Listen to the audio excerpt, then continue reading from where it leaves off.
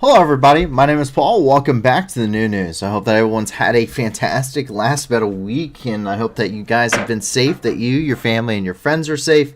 And if not, I do hope that you find that safety and security in the very near future. Unlike our previous programs, you may discover it may be a little bit more loud tonight, as Riley has already pointed out in our chat. That would be because we have,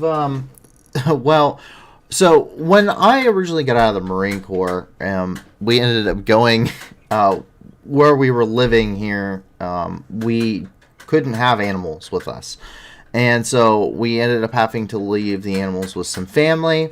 And now that we have our own place, not only did we get Tally, who is making a ton of noise with her activity board back there, but we now also have our other two animals, which is where we went and got over the time we were off, which is a small miniature dachshund named Gabby. She's adorable, and also Inky, who is a much larger cat, a little black cat, and she is also adorable, but is a little hateful right now. Needless to say, it's been a little bit more loud around the house, and I'm constantly trying not to trip over them. Now, so I hope you will forgive us with that instance as we move forward and kind of get them used to it, and get used to everything. But yes, it may be a little bit more loud than usual. Tally. Huh? So, and so with that, so there's been a lot of stuff that has happened over the last, 8 days. The last time we ended up talking was actually on, we were actually doing this, I believe it was last Monday's stream, 8 days ago, where it was days 284 and 285. Now, today is 286 through 294. We have a recap over the last 8 days of stuff that has happened all throughout the globe. And do remember that there is a purpose behind all this. So not only is it here to just inform you as best as we can regarding situations ongoing throughout the planet, but also to try and raise money and do good things throughout the world, put a little bit of light back into this kind of a dark time that we're living in. And the way that we do that is through you guys. You guys have been amazing and have been super supportive with our endeavors so far. And if you check out the video description, you're going to see a ton of different organizations. This is exactly how we become the news that gives back, which is our motto and our mission statement. And if you go through, and you'll see there's a ton of them, and they cover all parts of the globe. You can check out stuff for, of course, Ukraine and the war ongoing there, but you can check out for other places too, whether that's going to be Southeast Asia, you're talking about Ethiopia, you're talking about Somalia, you're talking about anywhere in the globe at this point. And if you have more, please send them to us. We're constantly looking to add to that nice long list, and we want to get as many things done as possible and help as many people as possible. We're never doing super chats on this channel. We're never monetizing this for our own purposes. We're never planning on making a single cent from other people's suffering. 100% of everything we will do and always will do will be going to charity and to helping people. And that is the point of the program. So please be sure to check out the video description. Check out all those wonderful organizations, and give to whichever ones you think you would like to. All of them, 80% or more of the donations that they receive, one of the things we vet for is that 80% actually go to their programs, with 20% or less, an emphasis on the or less, actually go towards administration's costs and salaries and that kind of thing. The stuff that really doesn't help anybody but pays the people that do. And so with that, before we move into the news here, feel free, if you're watching live with us, to ask questions. I am more than happy to answer questions to the best of my ability. And to give you, if you've never joined us here before, to give you a little bit of a background on myself. So I served in the Marine Corps between 2016 and 2020. I was an 0352 and a corporal, 0352 being an anti-tank missileman. And I did 2 tours to the Middle East during my time with 2nd Battalion, 7th Marines. My first tour to the Middle East was between October of 2017 and March of 2018, where I spent 4.5 months in the country of Syria, supporting Special Operations Forces and Operation Inherent Resolve, and another month and a half in transit between those locations when I was there when I was in Kuwait during that time. My second deployment after I ran an armory back in the United States is a B billet. I went back to the Middle East on my second tour between October of 2019 and March of 2020. There, I was in charge of a Javelin anti-tank team, was part of the crisis response company out of Kuwait, where I spent a majority of my time. And then on New Year's of 2020, I went to the Baghdad Embassy complex in response to 4,000 protesters attempting to overrun the U.S. Embassy in Baghdad, where I oversaw all anti-armor operations over the Baghdad Embassy complex, as well as, of course, for my own Javelin teams. After that, after we left about a month and a half spending time in Baghdad, we went to Saudi Arabia, and we trained Saudi Arabian Marines preparing to go to Yemen to fight the Houthi rebels as part of the Saudi coalition there. I'm a subject matter expert in anti-armor warfare, armored doctrine, as well as being a fully cross-trained machine gunner, a fully cross-trained rifleman, a partially cross-trained radio operator, and a CLS, or Combat Lifesaver Qualified Marine, meaning I've received extensive medical training as well in order to assist with to assist Navy corpsmen with casualties in the field. On top of that, I try to remain very well-rounded. I am very interested in history, geopolitics, and a wide spectrum of other things, science and exploration. So I try to remain well-rounded, but I will never claim to be an expert in any of those fields. I will still try to address your answer and give you answers to the best that I can. But at the end of the day, it's imperative that you, as a viewer, if you find something interesting or if you want to know more about something, please do your own research. There is no substitute for doing your own research. And if you go and you check out the video description, these maps are posted and published on our website every single day. I also, whenever I can, try and post them on our Discord before the stream. You can click on any of these links, and if there's more information or associated articles, you can click those as well if you would like a starting point for reference. Otherwise, you just take the knowledge that I can give you here, and you can delve deep into the rest of it. And with that, we get ready to dive right here into the news. This is going to be a little bit of a long night, as there has been a ton of developments, as you can expect, over the last 8 days that we were gone. And we're trying to stick with mostly the highlights, but of course, major battlefield developments when it comes to Ukraine. And that is our special report, and when it comes to what's happening throughout the world is the country of Ukraine. The country of Ukraine has been embattled in a war since February the 24th of this year, truly 8 years prior to that, since the onset of Russian incursions into the country of Ukraine, whether you're talking about Crimea, or whether you're talking about the Donbass prior to that, backing separatist forces there, which meaningfully wouldn't have had any successes without that support. Russia has been at war really with Ukraine for a very long time now, over 9 years in total. And the main invasion didn't start until February. And it's been a very bloody, long war for everyone involved, especially the Russian forces, but the Ukrainian people have suffered immensely. So, of course, before we really get into the news on Ukraine, Nuclear provides us with a comment it's a little bit of a joke every single night that we are live, and he provides us the comment coming from Army Commander Conscriptovich. Started off as a private, now he's worked his way up through battlefield losses and commissions to a commander. However, it would appear today that Army Commander Conscriptovich is no longer going to be with us. Quote, Army Commander Conscriptovich has temporarily been removed from the command due to a severe case of panic attacks. He will return eventually. There is no panic. And that is a statement coming from the Kremlin, apparently. Thank you, Nuclear, for giving us that relay. So it would appear that Army Commander Conscriptovich will no longer be starting our nights for a little while until he has rested and recovered. And so we move properly into the news. And as you can see, there's quite a few developments coming out of the city of Kyiv, the capital of the country. And the first one is that another requirement has been completed. So the Ukrainian parliament adopted law number 8,224 about national minorities, and this occurred on December the 13th. The law was one of the main requirements for EU or European Union admission, which at this point Ukraine remains to be a candidate nation. The law was designed to improve the protection of the rights of national minorities and the basis of state policy towards them. It refers to the rights to self-identification, the use of languages and of national minorities, etc.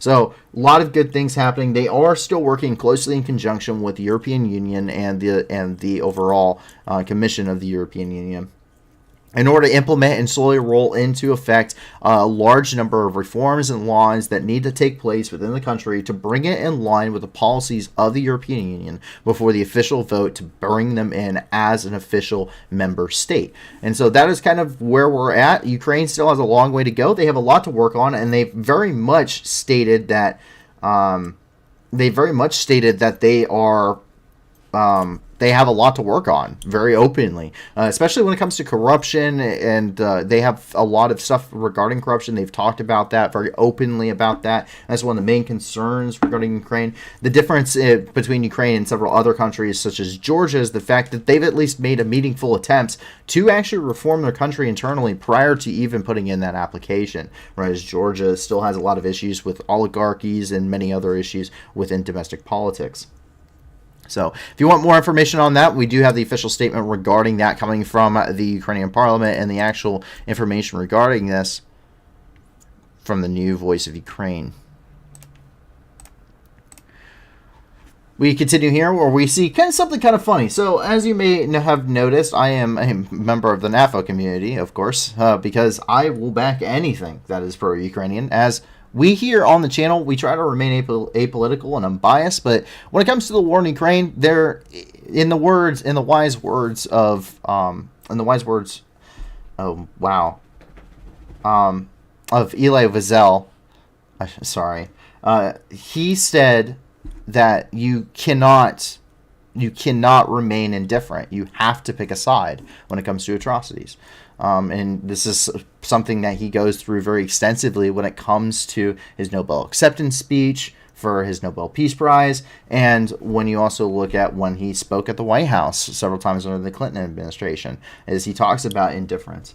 We can't have that regarding this war. This war is exactly the definition of something that he fought against, and here on the channel we have collectively agreed that we do have a bias when it comes to Ukraine. We do back Ukraine and 100% support them, and that is never going to be changing as far as we can tell, especially after what we've seen the Russians do. So just going forward, we very blatantly want to at least state that bias. But we see NAFO is gone undercover here in Ukraine, it would appear. A recent photo released by the Ukrainian government made waves across the internet. It would appear that NAFO is quite much at it again, but this time it's cat division, believe it or not. The official photo depicted several individuals' faces blurred to protect their identity, as has been done many times before. However, this time it would appear that one of the NAFO cat division's agents was present, as their face was also blurred. The SBU were conducting another raid at the Ukrainian Orthodox Church to the UOC, which seems to be colluding quite extensively in order to push Russian disinformation campaigns, as they do work closely with the Russian Orthodox Church, the ROC. That is that famous photo. You can see very much that the NAFO cat division's agent's face has been blurred out, as has the rest of them. And coming from the official source, of course, here is the Ukrainian State Security Services, the SBU, and you can see them during this raid at the Ukrainian Orthodox Church.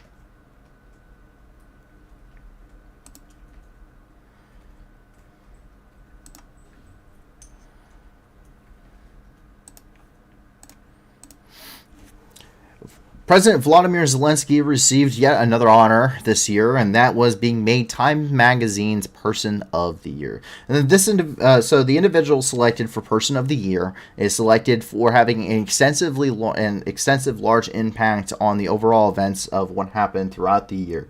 Many people have been claimed Person of the Year. Some mistakes have also been made, of course, over time. But when it comes to this, I don't think anyone else deserve this. I think while it is focused on President Zelensky, it's also focused on Ukraine, and the illustration definitely shows that. This is coming from the Time. This is the Time magazine cover that will be releasing on December the 26th. So, Person of the Year is Vladimir Zelensky in the spirit of Ukraine.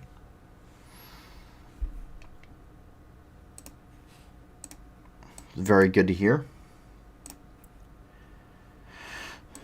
64 Ukrainian servicemen ended up returning home, as well as the bodies of 4 other individuals who were killed in action. This has happened during another prisoner exchange that happened very recently.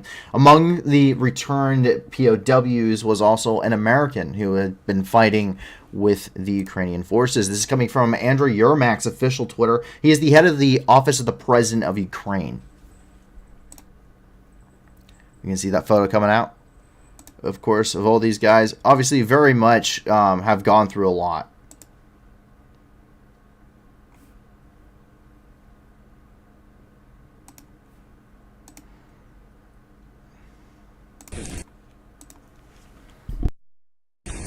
Хлопці, з поверненням! Слава Україні! Героям слава! Слава Україні! Героям слава! Слава Україні! Героям слава!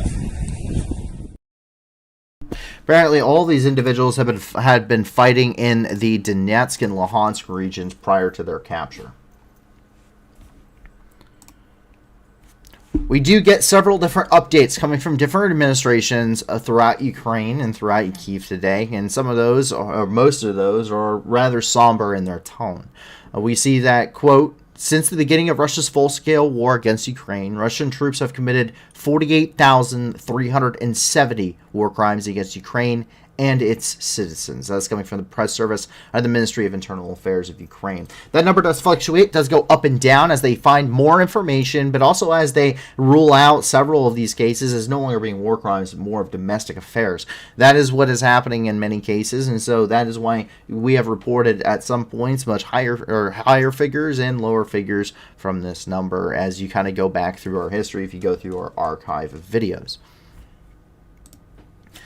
Sexual violence is being used quite heavily by Russian forces, despite being members and parties of multiple treaties, including being signatories and backers of multiple treaties, regarding sexual and gender-based violence against women and other peoples. And we see that being used quite heavily, unfortunately, within the country of Ukraine, while the numbers are probably much higher. Quote, since the beginning of Russia's full-scale war against Ukraine, Russian aggressors have committed 154 sexual crimes against Ukrainian citizens. And, quote, conservative estimates, real numbers are likely higher, end quote. That's coming from the Prosecutor General's Office of Ukraine as they continue to tally up and they continue to conduct investigations all across the country throughout liberated territories of Ukraine where such horrific crimes have taken place. These are the ones simply able to be identified. Many horrific atrocities were at least attempted to be covered up in some locations, including just north of Irpin, where unfortunately during the withdrawal of Russian forces from the north, several women, up to 18 women, were killed, raped, and then were attempted to be burned using diesel fuel after being wrapped in carpets. And it's very immensely dangerous work for individuals that are working as the first responders. We talk quite often about the forces which are fighting on the front lines, but people that really don't get as much recognition are the individuals that are fighting the fires and the first responders and the rescue workers that are going into these areas and attempting to save people. In some cases, being deliberately targeted, as we saw near Kharkiv very much throughout the early parts of the war, where Russian forces used artillery to purposely target rescue workers trying to save people injured and dead from the original artillery strikes before allowing for a second salvo to strike and hit those rescue workers. So far, quote, since the beginning of Russia's full-scale war against Ukraine, 54 Ukrainian rescuers have been killed and 178 have been injured. That's coming from Alexander Kurutsky, who is the press officer of the State Emergency Services of Ukraine. And finally, here we get a child casualty update. We get these relatively frequently, as unfortunate as it is. However, children are very much affected by this war, and we'll get into a little bit more of that later as we continue through the news. But, quote, since the beginning of Russia's full-scale war against Ukraine, 443 Ukrainian children have died, 855 children have been injured. Most victims among children are from the Donetsk region, where some of the most heavy fighting has been ongoing. And that is the end of that quote. Prosecutor, that's also coming from the Prosecutor General's office. Our last point here in Kyiv comes from the IAEA, which stands for the International Atomic Energy Agency. They're the ones that oversee nuclear power programs and nuclear programs all throughout the world. And they have stated that given the danger to the nuclear power plants, which at one point, due to the strikes on critical civilian infrastructure, knocked out external power sources to all of them across Ukraine, Ukraine does maintain multiple of these power plants, and the IAEA will be having a continual permanent presence at these locations throughout the duration of the war while these things are at risk. And so they did end up announcing that on their official Twitter as well, which we can see here. Director General Rafael Grossi and Ukraine's Prime Minister Denis Shmyhal also have agreed that the IAEA will establish a continuous presence of nuclear safety and security experts at all of Ukraine's nuclear power plants to help prevent a nuclear accident during the current armed conflict. Similar mission was set up several months ago by the IAEA in conjunction with the Russian Federation at the Zaporizhzhia nuclear power plant, after many concerns of the stability of that plant and the possibility that it could be used in order to create a nuclear incident across the country of Ukraine and across Europe. I actually jumped down here to Venetia, where we haven't talked for some time, but this is some older information that's getting some new light shed onto it. There are several Shahed missiles which were shot down about a month ago by a Ukrainian pilot who was later downed in the same incident. They did find his remains of the jet, but we had no word on the pilot at the time. Now, that pilot did end up getting awarded the Hero of Ukraine after he used his fighter jet in order to shoot down several Shahed drones which were targeting civilian infrastructure and civilian residential areas. That pilot, his name is Vadim Voroshilov. However, his call sign is Korea. He shot down Shahed 136 kamikaze drones over Venetia. In the MiG-28, the MiG-29 he was flying was critically damaged, so he had to eject from the aircraft, but not before he ended up piloting the aircraft away from all civilian infrastructure before ejecting. He'd end up sharing a selfie, which came. So this is him before the incident, his official photo. This is him after he ejected from that aircraft. Obviously, ejections are very, very, very rough. And there are actually limits onto how many times you can eject from an aircraft before you're no longer deemed fit to fly. We move over here and into the Kharkiv area where we get some news from Kharkiv. And this news is more to put some things into perspective. And it is the destruction of childhood innocence. Ultimately, these are the childhoods, of children of Ukraine, which have been completely marred by this war. This war once again affects children heavily. Children are sponges; they soak everything up. And when we take a look at what's happening in Ukraine, it's hard to imagine these children are going to have trauma, regardless of if they were in the war zones or if they had to flee the country. They will have trauma for the rest of their lives that will be a very long felt thing. It will be multi-generational, more than likely. And we can kind of see this here. This is children, the reality of being a child in Ukraine right now. Should you still have a school to go to, is a day filled with always fleeing to the nearest bunker and shelter as air raid sirens are blasting throughout the cities.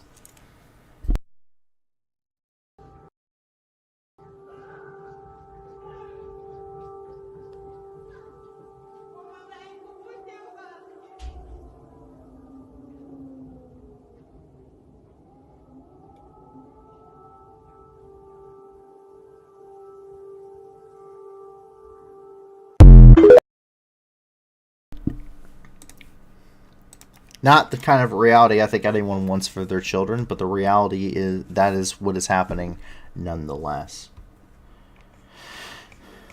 We jump down here. This is the village of Novosibirsk.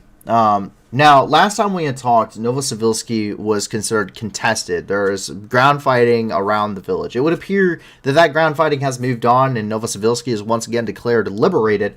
However, that doesn't mean the fighting has stopped. In fact, TOS-1As, which fire thermobaric munitions, they're a type of multi-launch rocket system, or MLRS. They have been using thermobaric munitions at close range in order to engage and have essentially done nothing but destroyed whatever structures were left after the initial fighting. They're trying to dislodge Ukrainian forces from the small settlement, but have been unsuccessful at this point. Bitter fighting does continue in this region despite no strategic value or importance.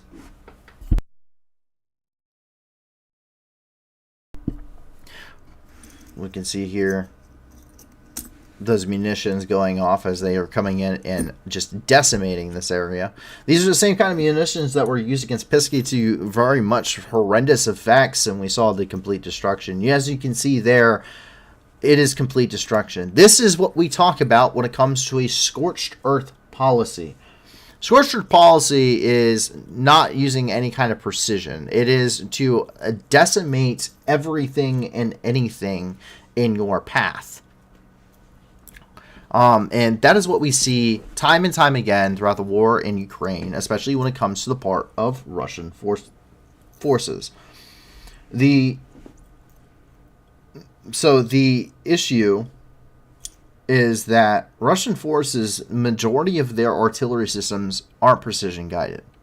We talk so highly about things like the HIMARS system, another MLRS system, because it will put a missile the size of a telephone pole between me and the camera within 1 meter of accuracy.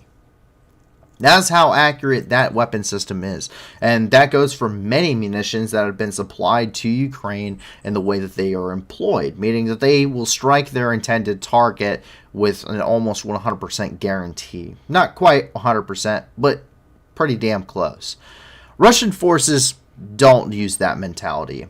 Quantity over quality appears to be their mentality, and that is what they've gone for throughout the days of the Soviet Union. You see very heavy usage of the BM-21 Grad system, Grad standing for hail in Russian, and that system, its entire purpose is to fire 40 rounds of 122mm Katyusha rockets, exactly the same style of rockets used in the inception of the system at the Battle of Stalingrad back in 1943.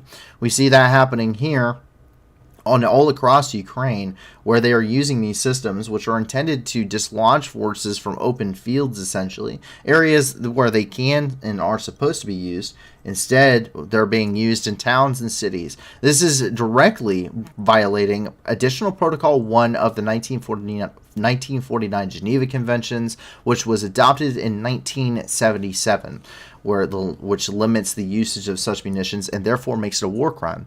Having been used in places such as Severodonetsk, Lysychansk, obviously here, countless nameless villages across Ukraine, countless cities such as Bakhmut, or even as best known, the Battle of Mariupol by Russian forces, which destroyed 90% of a city of over 400,000. Doing that is systematic, according to the 1993 Rome Statute, therefore a crime against humanity.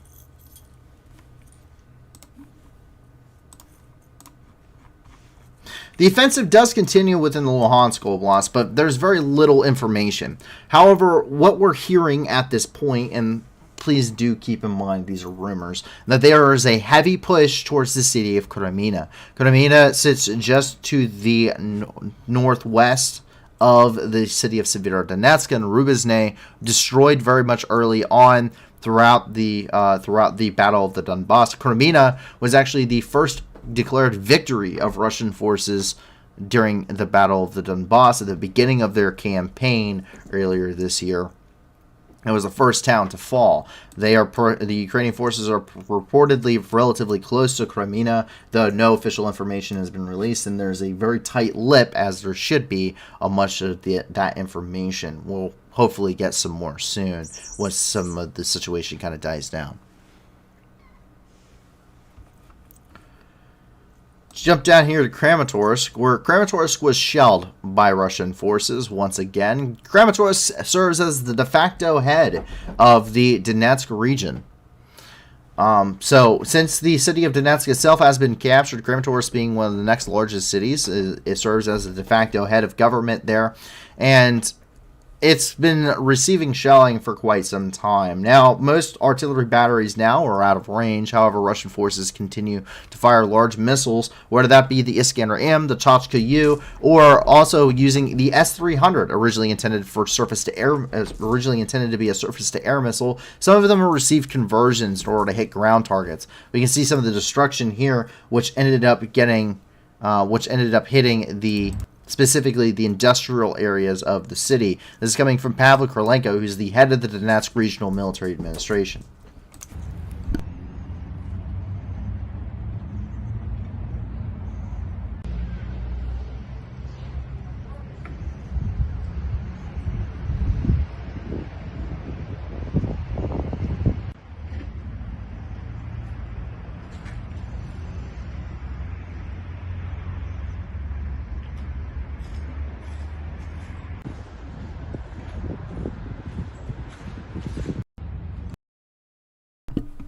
And so, as you can see, the destruction is very much evident there.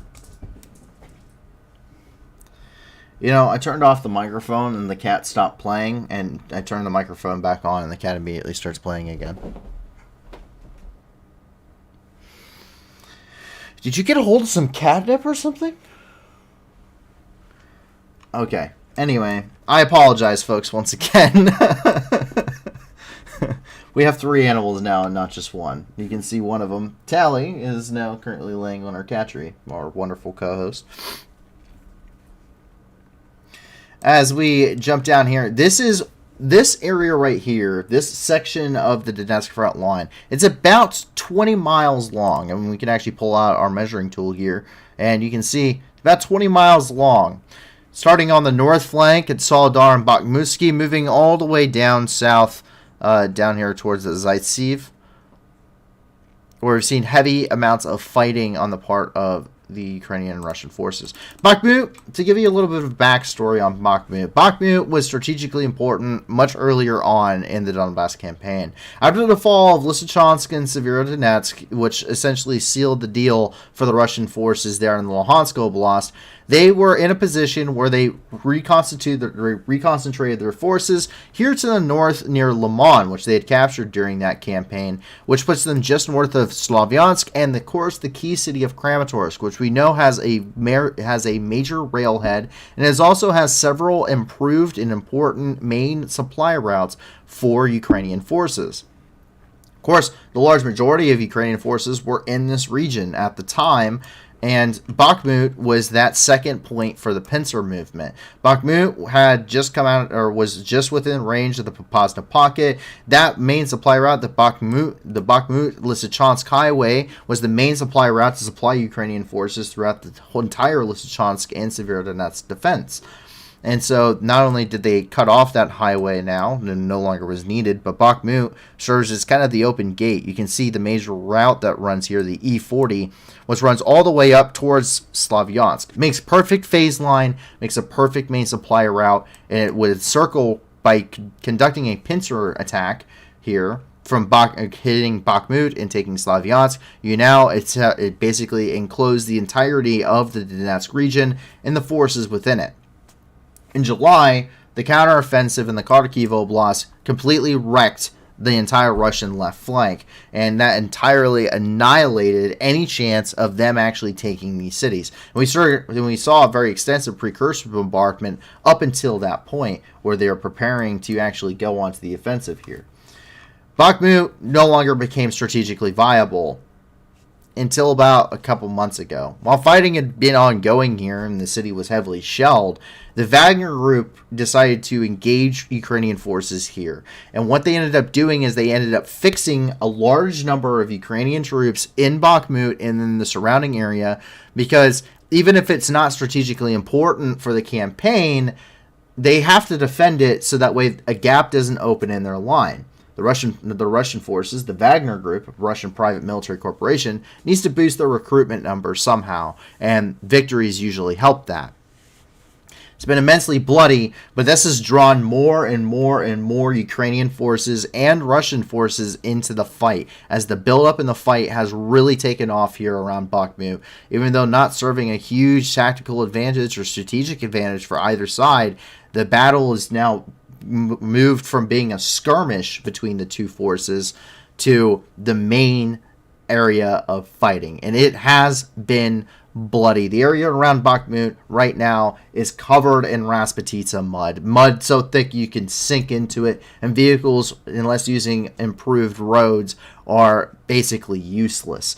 The cities around Bakhmut and the city of Bakhmut itself has been shelled into oblivion and has been utterly annihilated. It looks like the Battle of Mariupol all over again in some cases, and they are in very much strong entrenched defensive positions that we're seeing much more similarity with World War I, wave-style attacks against from the Russians, attacking strong trench lines lined with machine gun fire, just mowing down waves of Russian troops who just continue to throw themselves, and heavy artillery usage on both sides. And to the north, the Russians attempted to, after being pushed from Bakhmut and being unsuccessful, tried to outflank Bakhmut, and they tried to go around onto the north, where they already had a foothold in Soledar and Bakhmutsky, and also started to push down here towards the south. And you can see that Ozornivka was also captured by Russian forces during that, as well as Kurdimivka was actually labeled as contested, with little information saying to change that. Up here in Soledar, you can see some of that fighting as that does continue on the northern flank. It is still contested. Ukrainian and Russian forces have not really moved much. Keep in mind, victories here are measured in mere meters and not miles. And that is what we're seeing here. Very heavily entrenched, very heavy fighting coming out of, this is around Soledar. Все, блядь, нахуй в позиции, короче, говорить. Выбили их оттуда, блядь. Як менше, блядь, дохуя их там было. Побывало к ебаной матери, нахуй. Горели, бежала, блядь. Все, сука. Пидоросня ебаная. Добегалась, нахуй.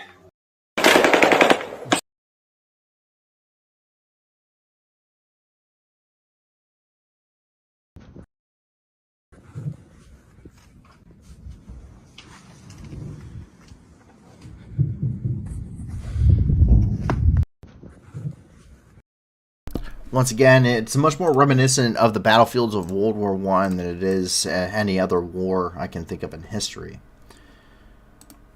Here in Bakhmut, the fighting does continue. The fierce fighting has left nothing. It's been a scorched earth policy by the Russians, just immense bombardments multiple times a day, indiscriminately bombarding these areas. And it's left the city destroyed. There is no humanitarian aid coming into Bakhmut or any of the surrounding areas. It's too dangerous, or deemed too dangerous, for humanitarian groups to even want to get close to the front lines in these areas. And so as a result, the people are surviving on whatever they can. And most of that is the graciousness of Ukrainian soldiers. As they march their way to the trenches on the front lines, they pull whatever little snacks and whatever they can afford to give to the Ukrainian civilians that are still living there, as at this point it is too little too late to properly evacuate. The time has passed for that, and unfortunately it's too dangerous to step outside. It's too dangerous to leave your basement. It's too dangerous to live there, period. There is no amenities, there is no food, and there is no humanitarian aid. Just whatever Ukrainian troops can give you, and that is what the people here are surviving on. There are still people living in the city of Bakhmut.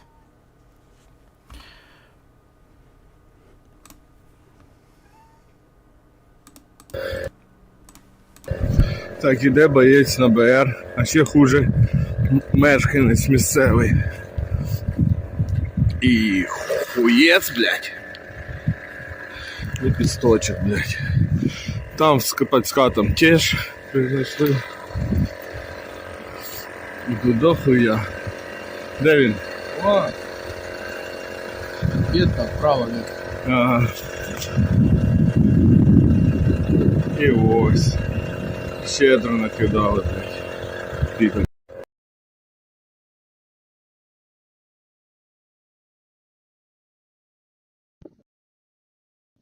Руки помахай, давай, молодец. Хуярим за дроном, вообще кайф. Запустить с далекого расстояния, чтобы было видно преодоление. Я думаю, всі бачать, як ми йдемо.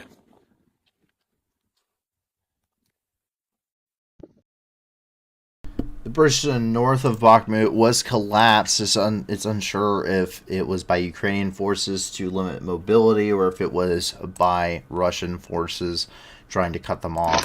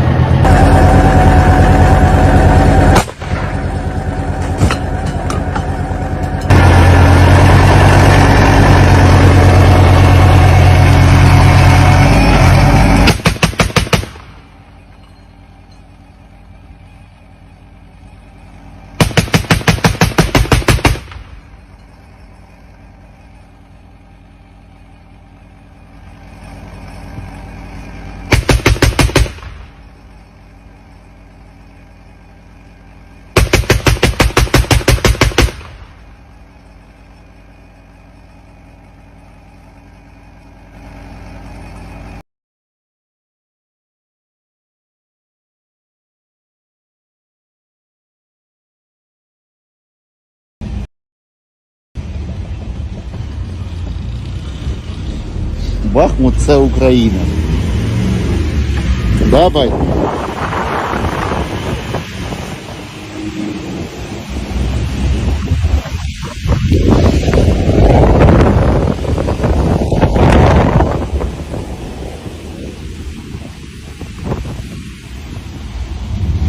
Ти що, блядь, догнать?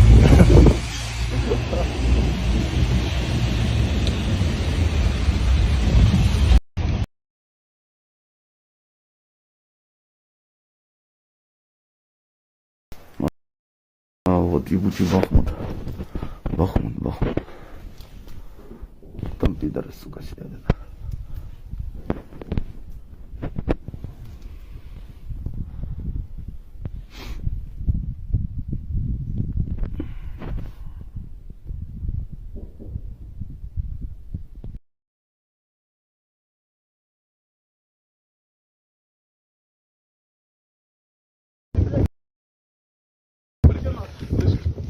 Пацани гуляють по Бахмуту.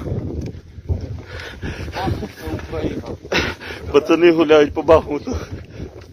Проїбали точку, блядь. Бахмут.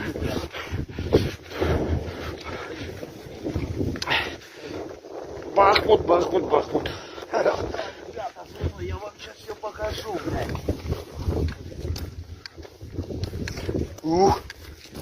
Еліта йде.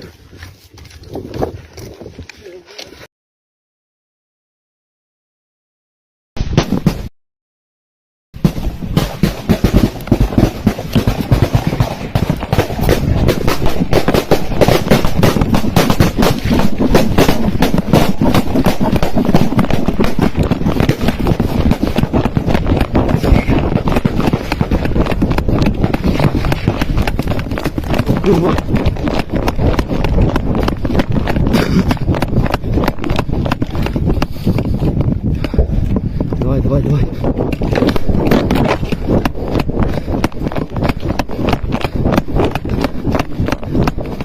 Ля-ля-ля-ля-ля.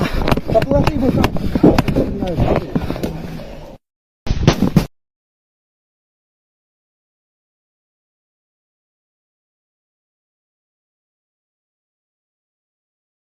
You see some of the fire coming out here, some of the destruction coming out of Bakhmut.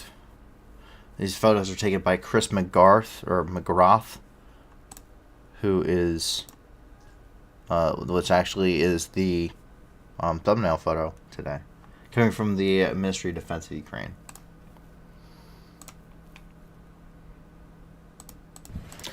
This is the immediate aftermath of an artillery strike using a BM-21 Grad system on the city of Bakhmut.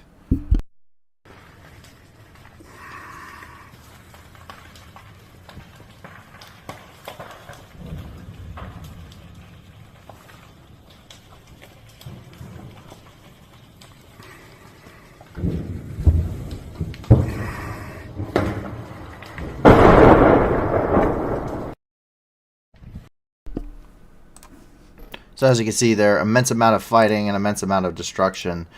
However, after the deaths of 3 of the members of the Georgian Legion, the wolves decided to go out and hunt, and a successful hunt it was. Too bloody footage to show you, however, if you wish, you can always go onto the map and look for yourself. The Russian forces, specifically the Wagner group, after having this specific unit having killed 3 of the Georgian Legion's members, were hunted down and successfully annihilated by the Georgian Legion. The city of Toretsk was shelled by Russian forces, which ended up killing at least 1 person and injuring 2 others. They damaged up to 12 separate homes and destroyed several others. Once again, coming from Pavel Korolenko, the head of the Donetsk Regional Military Administration. See some of the destruction of these homes directly after the blasts.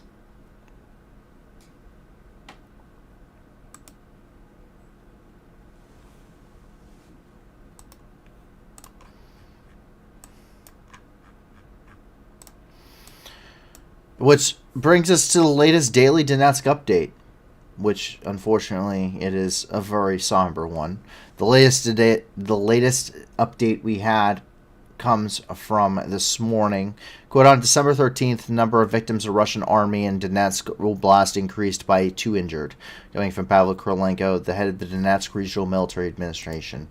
He releases these at 8 a.m. local time every single day, and so far, not including occupied areas of Volnovaka, Mariupol, Donetsk, or many others, so far the tally is, since the beginning of the invasion properly on February the 24th, 1,255 Ukrainian civilians have lost their lives, and another 2,738 have been wounded.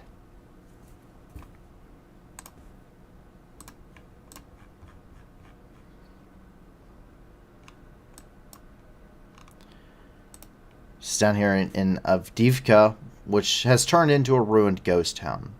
Avdiivka puts pressure onto the Donetsk's northwestern flank.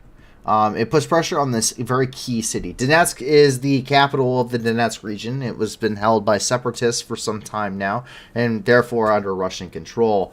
And we see that they have tried to dislodge Ukrainian forces from Avdiivka for some time using heavy aerial and ground bombardment. However, they've been unsuccessful.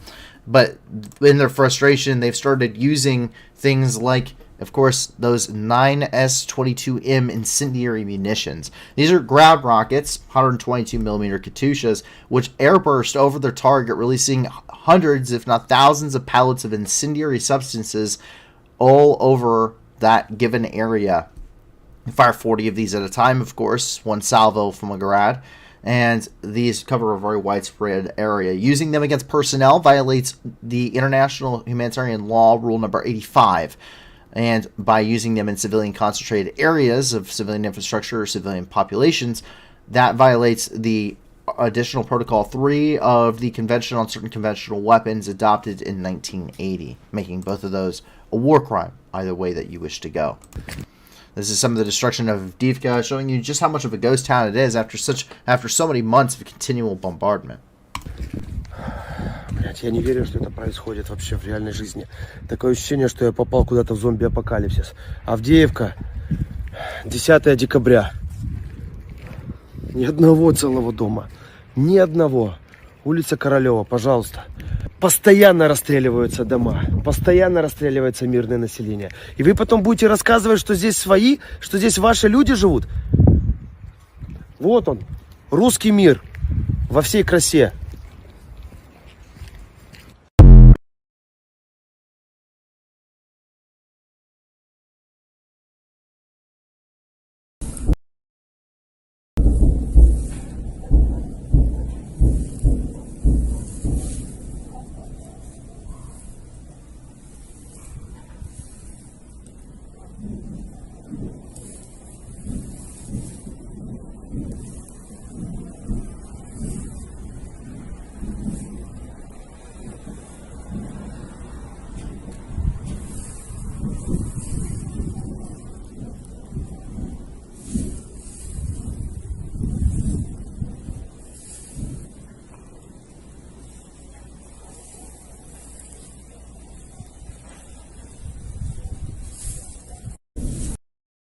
And as you can see, as those pellets land, they catch anything flammable on the ground on fire. And there is no real way to put these things out.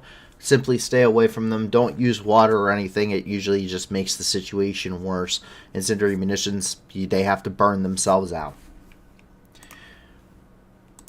Once again, it violates rule number 85 of international humanitarian law, which we do have here coming from the International Humanitarian Law Database from the International Committee of the Red Cross. Rule number 85. The anti-personnel use of incendiary weapons is prohibited unless it is not feasible to use a less harmful weapon to render a person horse to combat, meaning no longer combat effective. They can no longer be considered a combatant.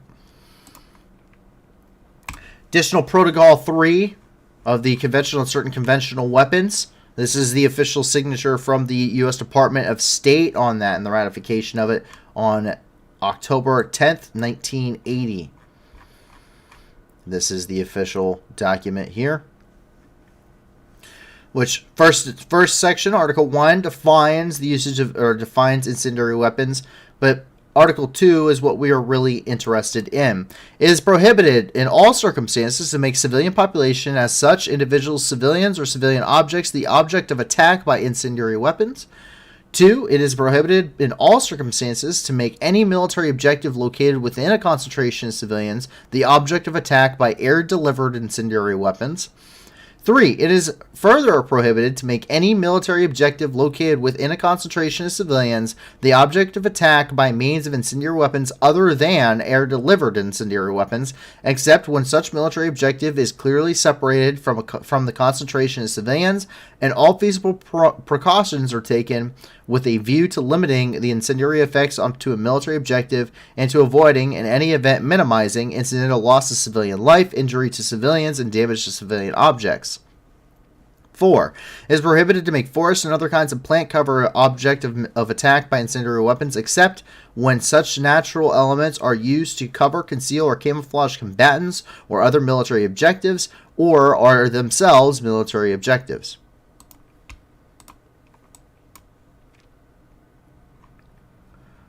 Come down here. This is in Marinka, where we've seen very heavy fighting taking place here as well. Once again, the city is destroyed. There's no two ways about it. And this right now is putting pressure, the city of Marinka puts pressure on Russian forces flank here to the south. Marinka was officially liberated some time ago, when some minor successes here within the Donetsk Oblast south. But unfortunately, those seem to have been rolled back as fighting is now within the city once again.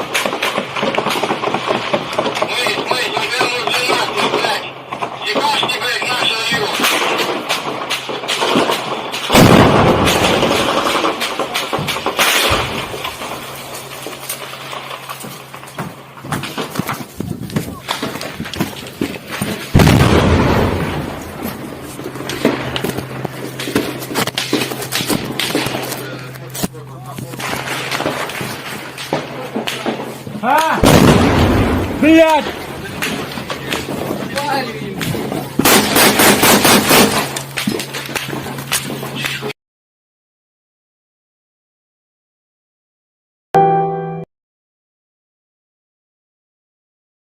So these are some of the photos coming from Marinka that shows kind of the level of destruction.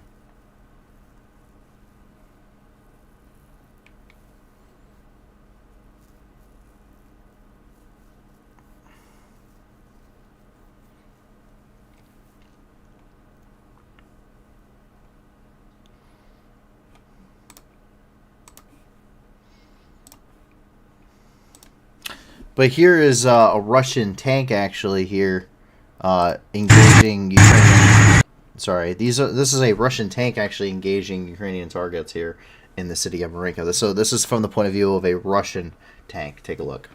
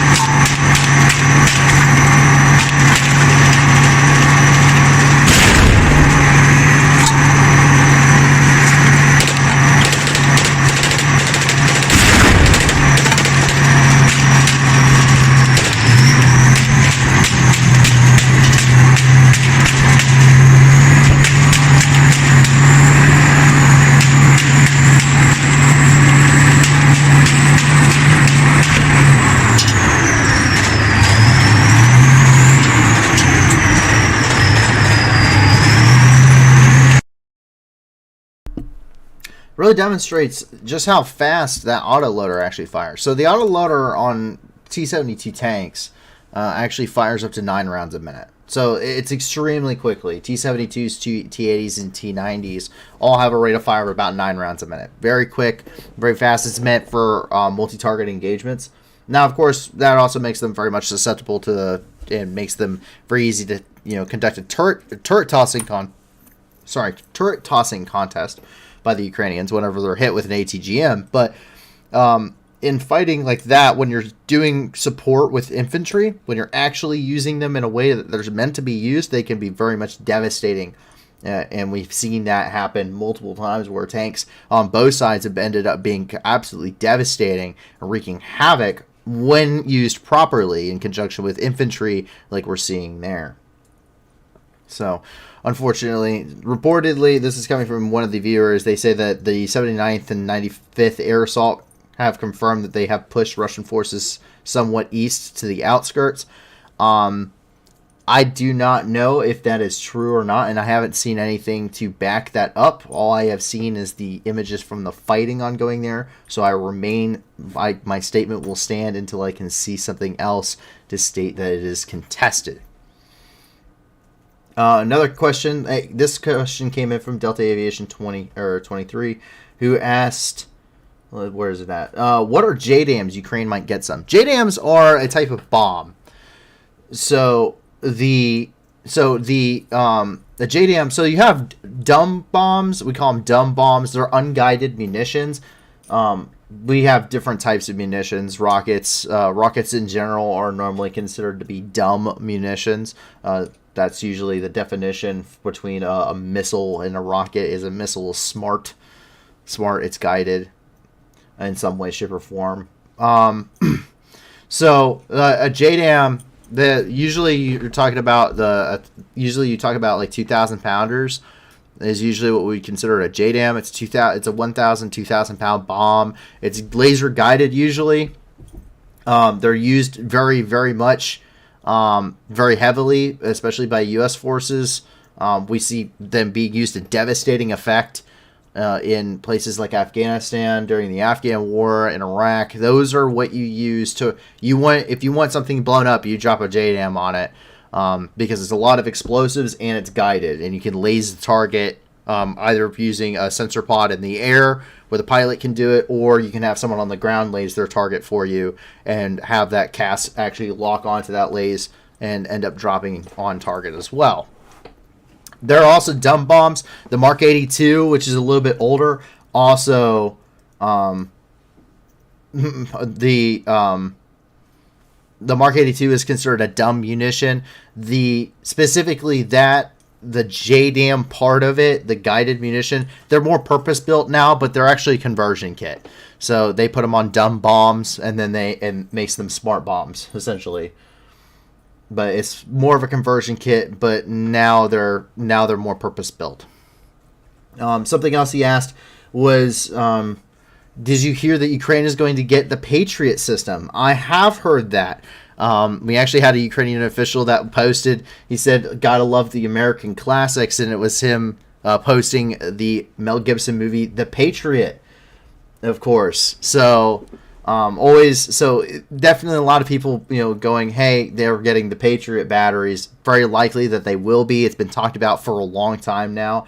They're definitely in a position to get those systems.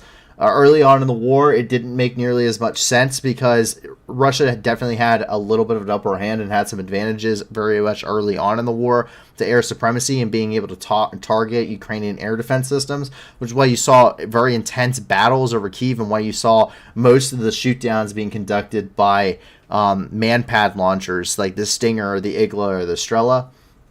And those big Patriot SAM batteries were just too big or were just too big to end up being used, and they would just be big targets and would be more of a hinder than a help on the battlefield.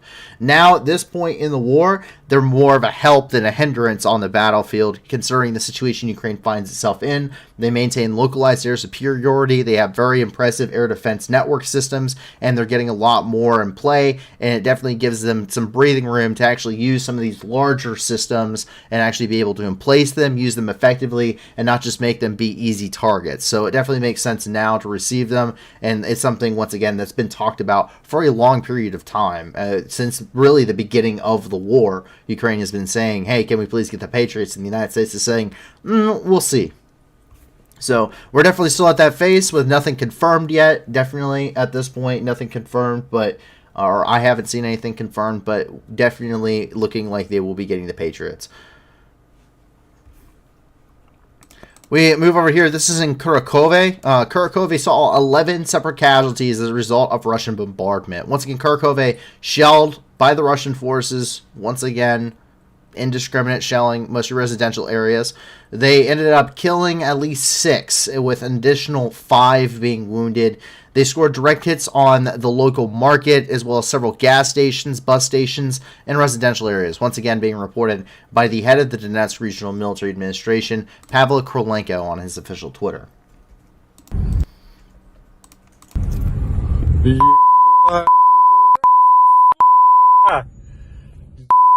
Твари,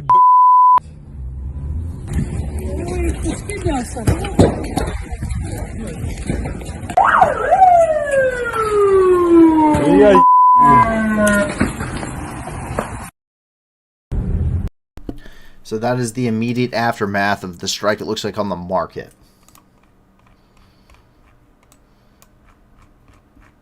We continue along here, and we kind of get into some of the stuff with the Donbass here. Some of the stuff that is in the general region, but we have no specific location to it specifically. And we take a look here, and this is a Russian soldier trying to use an AT-4. An AT-4 is a light anti-tank weapon. It is a 84 millimeter rocket. Heat rocket. They have different variants. It's Swedish built, but it's mostly used by the United States and NATO allies. And he's trying to use it, but it's empty.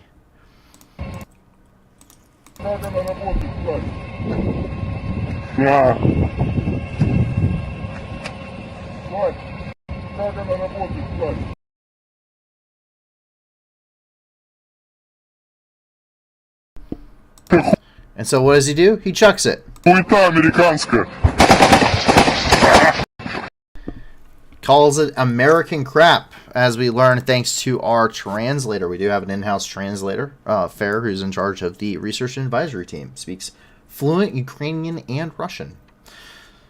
So a lot of so it's empty. It's not usable, and you can feel it when it's empty. It's not. It has the instructions written on it. Specifically, that is the CS or confined space version of the AT-4 rocket. It is extremely effective. It can punch through pretty much any armor minus a tank, an actual tank. You can kill SPGs, self-propelled guns with it. You can kill anti-aircraft platforms, AAPs. You can kill any of the BMPs, BTRs, BRDMs, any of those. You can kill them all with it. It is extremely effective, extremely good for again. We've seen it used out the turret of a vehicle. I mean, these things are really good for what their purpose is, and they can be used in many different ways. But the Russians apparently don't know the difference between an empty carbon fiber tube and a rocket launcher. Coming out of Volodyn here, we see that Volodyn has seen some pretty heavy fighting ongoing. Unfortunately, it would appear we have to understand this is a war. And wars go both ways. There are casualties, there are successes, and there are failures. The Russians see successes, the Ukrainians see successes, usually a lot more major. And both sides are in a battle of attrition. It's a war of attrition. They are going through a meat grinder right now, and there's heavy casualties on both sides. And the reality is you can't confirm these by any source, and there's an information war. So we don't report on the casualties. But we can see the successes and the failures, and we have to understand that both are happening, and it is a war. And we can see those failures here on the Ukrainian side, which doesn't get reported nearly as often. And this is a Ukrainian failure here. This is an attempt at a counterattack near Volodyn here in the Donetsk region that was repelled. It was a motorized assault that ended in failure. Страна двигает свою технику колесной противника. До 15 единиц, как приняли. В общем, 5 декабря укропы предприняли очередную попытку ломануться на прорыв. На позиции сомалийцев навалились 15 единицами техники. Потеряли в результате 4 единицы. 3 каких-то броневика на колесной базе западного образца и один М113 БМП, опять же, американского, по-моему, производства. В общем, им удалось проскочить, доехать до окопов, обрабатывали крупнокалиберным пулеметом, спешили пехоту. Пехота, видимо, испугалась ответных действий сомалийцев, затупила, не пошла на штурм. В общем, тут уже как бы наша артиллерия начала работать, поразили 3 единицы техники, рассыпали их пехоту. Пехота заняла разбитые предварительно окопы, по ним тоже начали работать. В общем, сейчас часть личного состава противник смог эвакуировать. Вот, идет артиллерийская дуэль, туда-сюда перекидываются. В общем, продолжаем работать. Но, в общем, сомалийцы красавчики, и 11-й полк поддержал, когда мы увидели, что к ним движется такая колонна техники. Наша артиллерия тоже начала помогать. В общем, совместными усилиями раздолбали противника. Ты докладывай. Все, пехота высадилась. Скажи, пехота высадилась. Я не вижу здесь.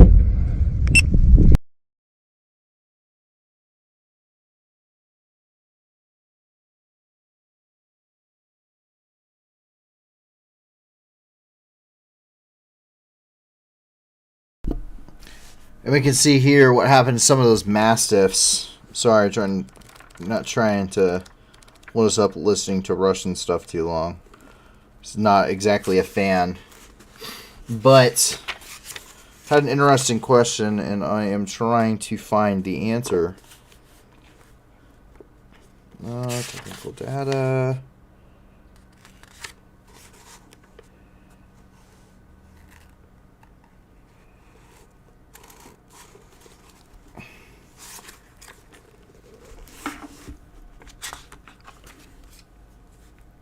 Okay. So we had a question come in, and it comes from JL. he said, Paul, what are the estimated RPG to tank kill ratio? I've watched documentary on Panzerfaust recently, and I was shocked at how ineffective it was. I remember that you told that the javelins have an insanely high ratio. I was wondering how are other anti-tank weapons effective in comparison.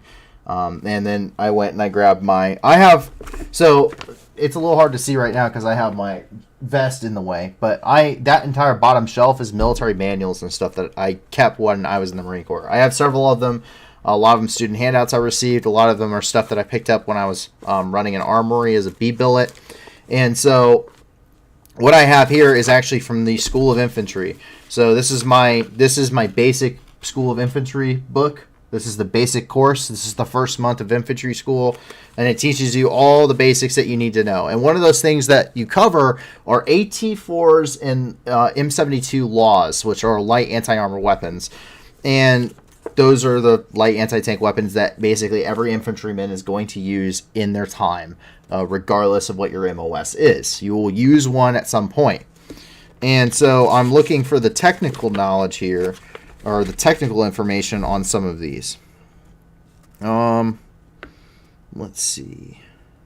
So to give you an idea, so the M72 law has a penetration, a rough penetration of 11.8 inches. What makes anti-armor weapons so effective, or what makes them effective or ineffective, is they have different jobs. They have a different purpose. Each of them does something separate.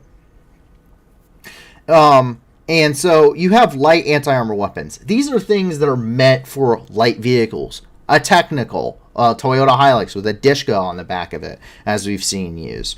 Whether you're talking about a BMP, which is an infantry fighting vehicle, or a BTR, or you're talking about a BMD, which is the paratrooper version of that, or you're talking about something light, something that doesn't have a lot of armor, because those only have 23 millimeters of armor, not very thick. In fact, 50 cals in many capacities will punch through them. If you're using API, armor piercing, incendiary, you're going to punch through it. And if you through a BMP, you will punch through it, no problem. Same thing if you have if you're using something like a slap T on a 50 cal Sable light armor penetrator, that is going to also punch right through it. They're designed to do that. And same thing with the law and the AT-4. That is their purpose. It's a single charge warhead, but it's relatively small. It's a relatively small single charge warhead. You can't fit a lot of explosive power in there, and so it doesn't have nearly the penetration that something like an anti-tank guided missile is going to have. So if you have reactive armor onto it, cage armor, really effective against the RPG-7, really effective against the M72 law, really effective against the AT-4, because there's only one explosive warhead on it to punch through the armor, and if it hits something else, it explodes on that impact. There's no momentum, it dissipates that explosive power before it actually penetrates the main armor of the vehicle, which is why you see cage armor being used so effectively, because it's meant to stop RPGs. It's not meant to start tandem. It's not meant to stop tandem charge warheads. Tandem meaning it has two warheads, one specifically to defeat that kind of armor, and explosive armor too, and then the second one, the big one, which is meant to actually punch through the armor of the tank, which is why the Javelin and the tow missile are so effective. They have two explosive charges in them, tandem charged warhead. The AT-4, for instance, the M72A7 Law has 11.8 inches of armor penetration, but it's extremely light. The weight of the rocket itself is only 2.2 pounds. It's not very large, and it's not very big around. It's only 66 millimeters in it's only a 66 millimeter. That is its caliber. Let's see if we can pull up the AT-4. The AT-4, for instance, has armor penetration up to 14 inches, which is effective against light armor vehicles, but not nearly as effective against a tank, because a tank's armor is roughly the equivalent of 1 meter thick, upwards of up to 1 meter thick of armor. And that's including its slope angle, which changes the deflection the deflection of the incoming warhead, and many, many other things. There's a lot of math involved in this. But that is why that certain armor weapons, the Panzerfaust, isn't going to destroy tanks nearly as well as it's going to, as well as like a Javelin's going to. And most of these are rockets. Once again, a rocket being defined as something that is unguided. It's not a guided munition. And so it's all up to the operator. Whereas something like a Javelin missile is a guided missile. It's fire and forget. It's going to lock. You're locking onto a target, and unless that thing drives into the woods where it really can't go anyway, it's going to be struck with that Javelin, and it's going to be destroyed because the tandem charge warhead, that first charge is going to destroy any reactive armor, anything meant to protect that vehicle, and that second main charge is going to punch through the main armor of the vehicle and detonate all of the ammunition inside, as well as the fuel and the crew in turn. So that is what makes them so effective as opposed to ineffective. It's not that they're bad. All these weapons have a purpose. 10% of the battle is having the right equipment, or having equipment, period. 90% of the battle is how you use that equipment. Employment and placement. If you don't set yourself up right, and if you don't put yourself in the right spot, and you don't use your weapon system correctly, you're going to end in failure. That goes for anything, whether you're talking about something as simple as your rifle, a machine gun, whether you're talking about anti-tank guided missiles, or you're talking about aircraft, or you're talking about your tanks and multi-million-dollar vehicles and artillery systems and all of those fancy things that we like and know and love. When it comes to what the Ukrainians are doing. And that's one of the reasons why Ukraine is so successful. They don't have to be the first-rate army of the world. They don't have to be the next United States.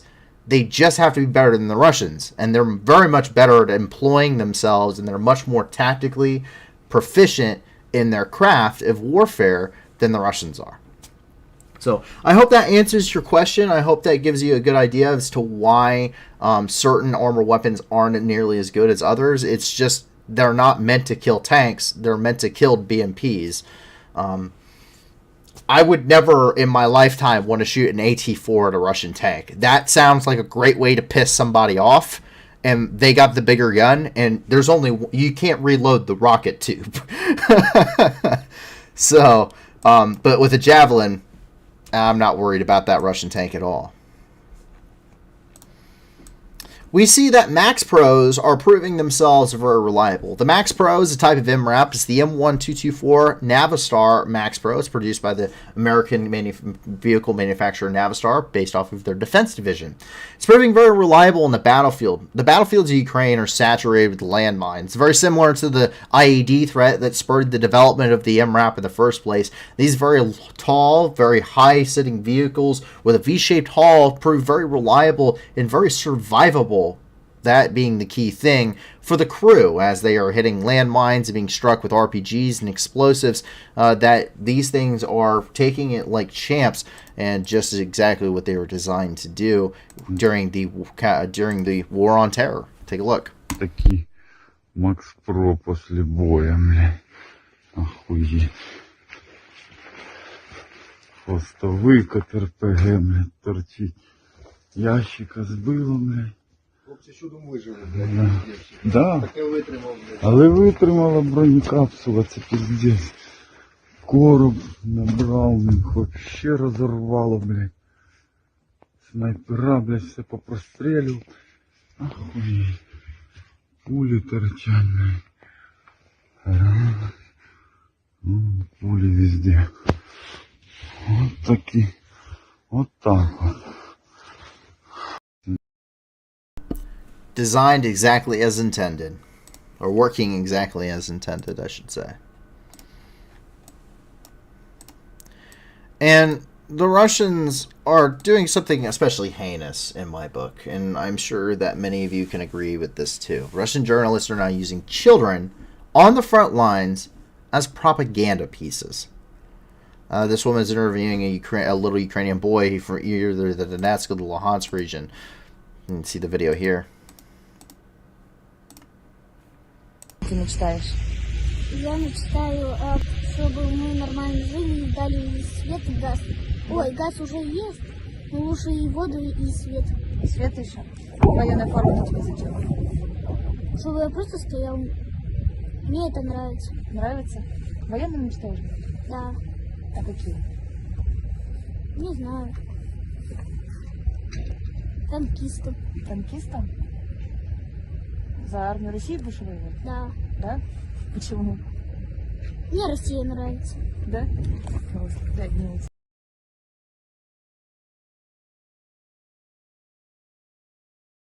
This being originally the original post from this is from Go Z Group for the DNR and LNR. This is a Twitter group.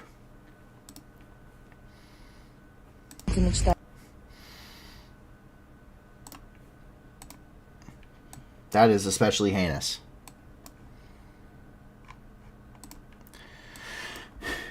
The one advantage that Russia currently holds right now is the fact that, and I say it's an advantage, it affects both sides very heavily, but the one thing slowing down the Ukrainians is the fact that the Sea of Mud has hit. Rasputitsa is the word specifically for it. Literally translates to Sea of Mud from Russian, which is where the term originates. Sea of Mud describes the times of the year, specifically the beginning of the winter and the beginning of the end of winter, beginning of spring, in which the area around, or the areas around Ukraine and most of Eastern Europe turn into a giant cesspool of mud that is almost completely impassable on vehicle. It's difficult to pass on foot. And we see exactly how bad that is here, and this is affecting a wide majority of the country. We saw it up in the north at the beginning part of the war back in March. We see it here in the Donbass taking a toll as well as forces are trying to maneuver. This forces troops to take improved or paved roads everywhere they go, restricting their movement and making them easily tracked and targeted by both sides. Armored vehicles are essentially sinking. This is an MTLB that is literally trying to wade its way through this mud. And you can see what I mean here. Take a look.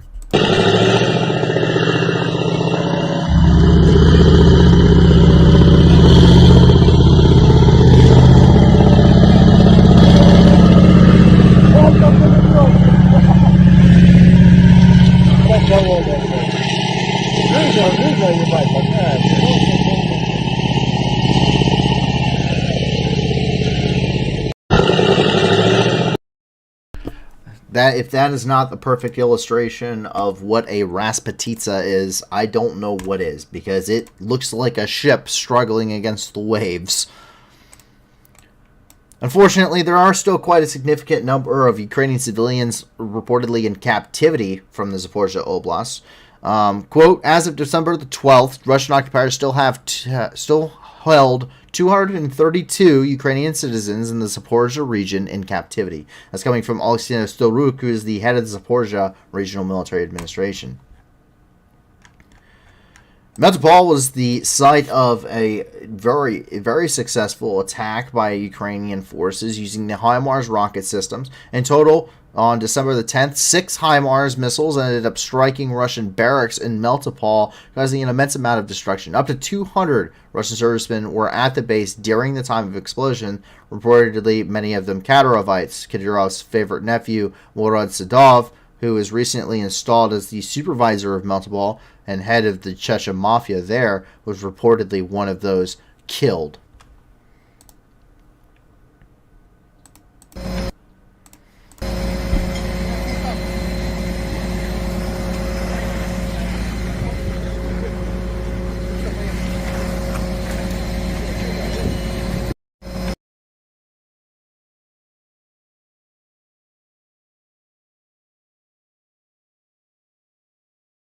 Russian forces ended up taking control of a small resort in Melitopol, and complete with spa and gardens, in which they were decided to barrack themselves, of course, wanting to have a little bit of luxury they wouldn't normally have back home.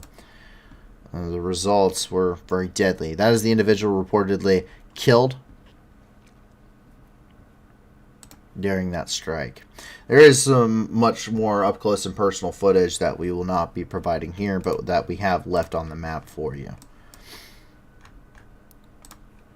To talk about children once again and the absolute horrendous atrocities committed against them. Not only is the war in itself is absolutely destroying childhoods, but the brutality of the Russian forces is definitely working towards that end too. Quote, the Ukrainian law enforcement officers have found a children's room in one of the torture chambers in Kherson.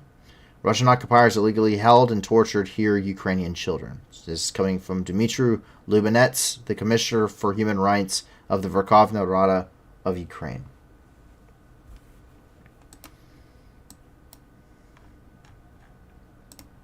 In the city of Kherson itself, the administration building, as well as residential areas and many other locations around the city of Kherson, which has been experiencing heavy shelling for the last 8 days, the administration building took a direct hit from a Russian missile, leaving both dead and wounded in its wake. Once again, many locations within Kherson receiving direct hits. We do have the video of that strike.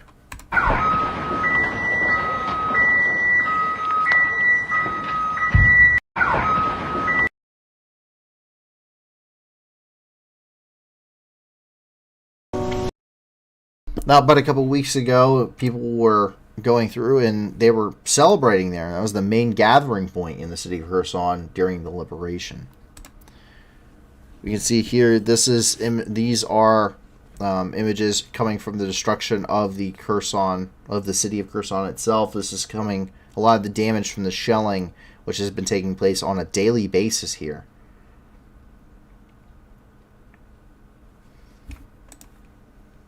Отошла к раковине, где-то что-то как бахнуло, тяжелый такой. А потом сразу в окно я отлетела, выскочила в коридоре и все.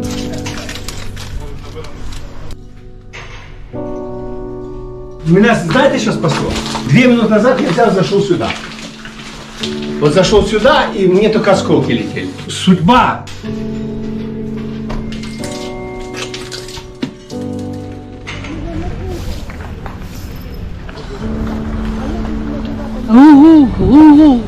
Боже, и вылетели стекла, с залы вылетело окно, балконы, все посыпалось.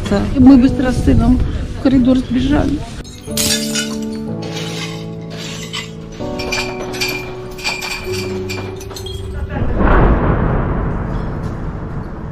Тут, получается, мужчину осколками ранило. Мы в квартире находились в этот момент и услышали свист, такой, три таких резких хлопка.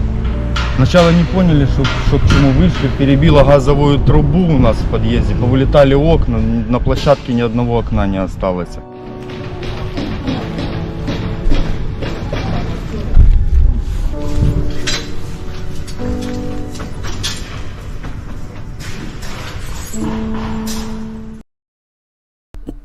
That's the reality in Kherson at this moment. That's coming from Maria Avdiva.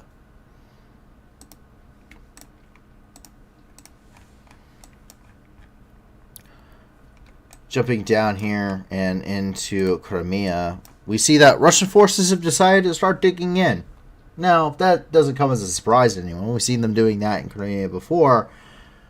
However, where they're digging in doesn't make any sense.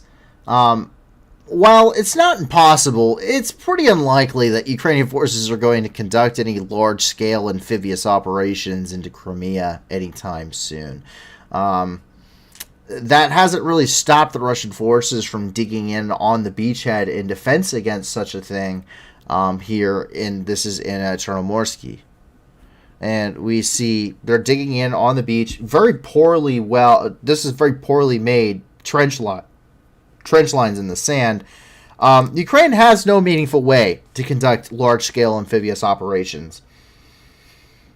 They don't. They don't have that. There are very few countries in the world that do have that. China specifically hasn't invaded Taiwan because they don't have that capacity. And so Ukraine definitely does not. This is the beachhead this is a beach that you could probably land at as long as the tide was correct. However, it would appear that probably isn't going to be happening. But that doesn't stop the Russians nonetheless. And once again, very poorly done trenches. Very poorly done. Not very deep. Not deep enough really to help. Filled with water, as we can already see here. Lord, would we know that? It's on a beach. And also very, very short. Zigzagging important when building trenches. The zigzag is very important. There's a size thing, though, when it comes to that. That's not it. That zigzag, the whole point is to keep explosions contained within one section of the trench and minimize damage to the trench line itself. That's not big enough to stop that. So, very poorly done to begin with. And I'm sure if Ukraine wanted to use rib boats to go assault that beach, they would probably be very successful in doing so. The issue isn't, though, taking the beachhead, though that is a very desperate move. It is keeping it supplied once you get the forces there. In Sevastopol, this is why guns and alcohol don't mix. This is a very graphic video. We will not be showing it here. But Russian soldiers at a barracks in Sevastopol got into a fight while heavily drinking and decided on turning their weapons onto each other in a very close quarters, bloody firefight, it would appear. Now, we don't get the firefight itself, but we end up getting the aftermath, and both of them are very much shot up. Both of them wheezing, which tells me that they have what is likely to be tension hemothorax, tension pneumothorax, or tension pneumothorax, meaning that they have a sucking chest wound, and also probably are taking an air that's pushing in on their lungs and on internal organs, which will eventually kill you. Very, very brutal, very bloody. Don't recommend it. Tim Epps says, why trenches and not sandbags? Weird. Oh, right. Probably no bags. That is correct. Probably no bags, but you would think I'm digging on a beach. I literally have a lot of sand. We could probably do sandbags. And they're not exactly hard to come by. A potato sack is the original sandbag. A burlap sack. You're telling me you can't find... That is the thing Russia and communist countries are known for, is growing potatoes, and you cannot find me a burlap sack to put some sand into. Blows my mind. Jump over here into the Odessa area where we get the latest grain corridor update. On December 14th, 4 more ships left Ukrainian ports in Odessa through the grain corridor. 69.5 thousand tons of Ukrainian agricultural products are on board, heading to countries of Asia. That's coming from the Ministry of Infrastructure of Ukraine. In total, 13,919,497 metric tons of grain have been shipped from Ukrainian ports under the Black Sea Grain Initiative, which began on the 27th of July. We do get that figure coming from the United Nations, which has been tracking all of this. You can see in total, 13,919,497 tons, metric tons for those of us who use the imperial system. 43% of that was corn, 29% of that was wheat, 7% was rapeseed, 7% was sunflower oil, with a 15% being classified as other. And we can see 13 pages of ships, and we can see some of them are still in port. They are sitting for departure. You see those 4 ships that left today: Chernomorsk, 1 coming from Turkey, 1 going to Turkey, 2 going to India. Sorry, and 2 going to Turkey in total. The Adnan Torlak, the Med Pacific, the Selena 2, and the Yafa S. And we can see it categorized every single day that these things have been leaving and when they have been inspected.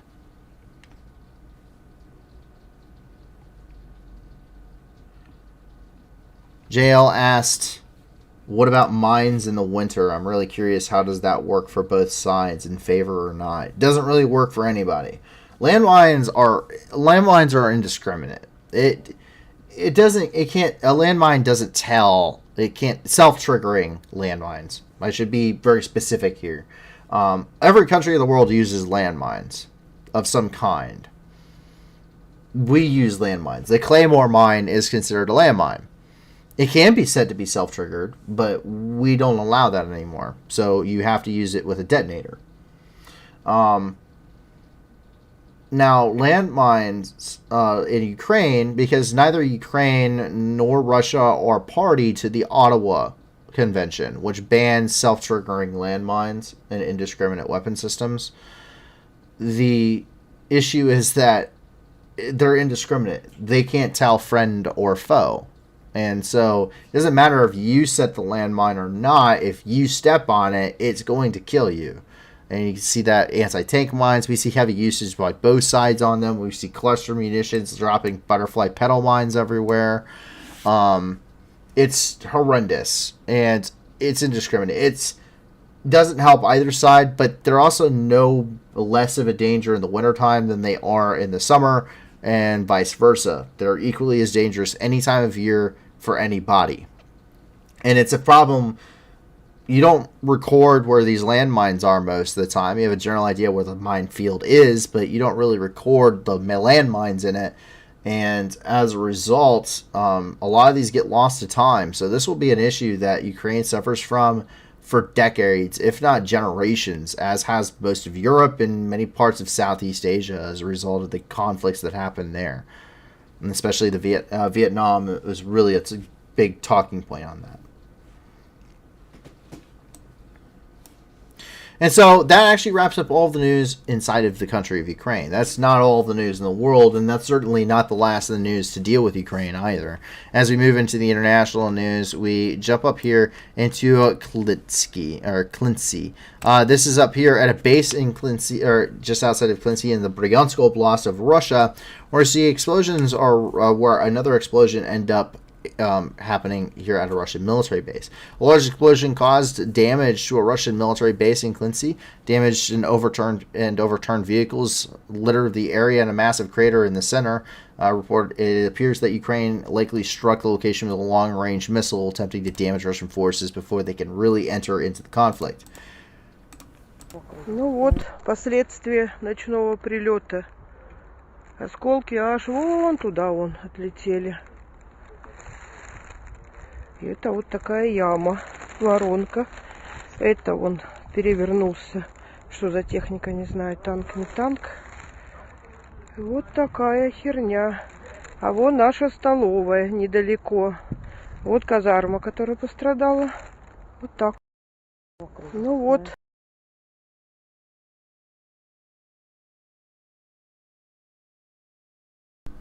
And that's a little look at that base before it had been hit. This is when it was being used. This is from December the 6th. And as we continue over here, it's not the only thing we saw. Kursk was also struck. The Kursk air base appears to have been struck, or appears to have had an explosion occur at it. We don't know what the cause is. It could be Ukrainian forces having struck this, as has been the kind of set or kind of the theme lately, or it could have been partisan activity, which we know is picking up inside of Russia, or it could have been an accident, because I don't ever write that off, because I've never seen a lot of competence out of the Russian forces. And we can take a look here. This is coming in from last night. Ебать. Опять. Ебать.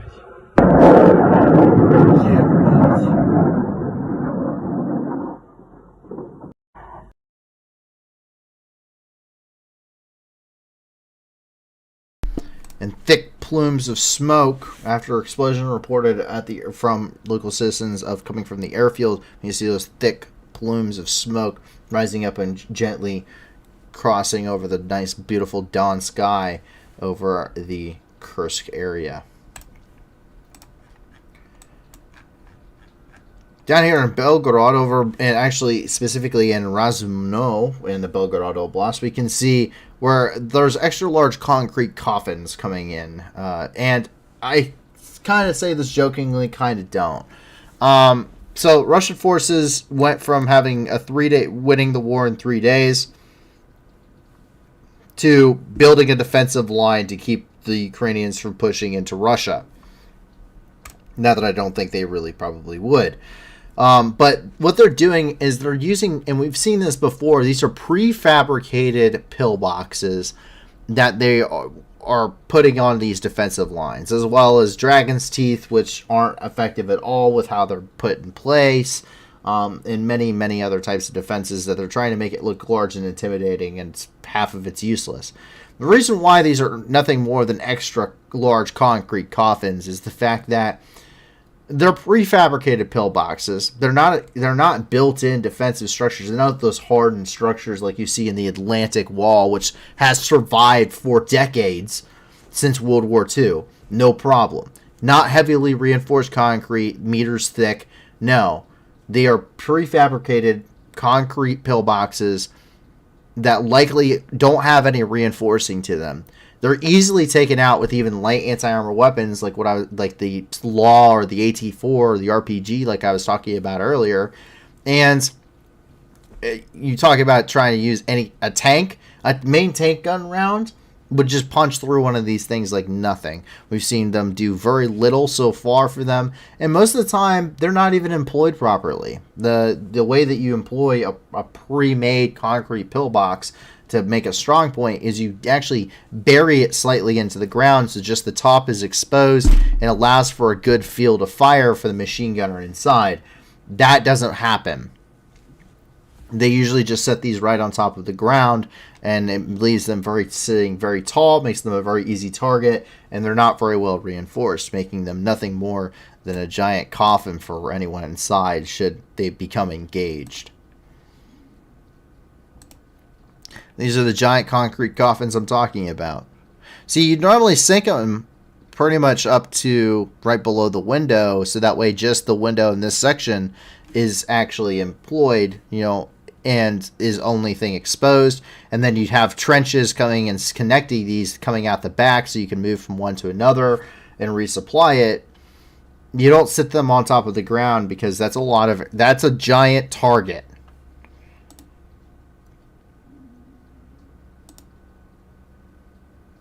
You can see them being brought in mass.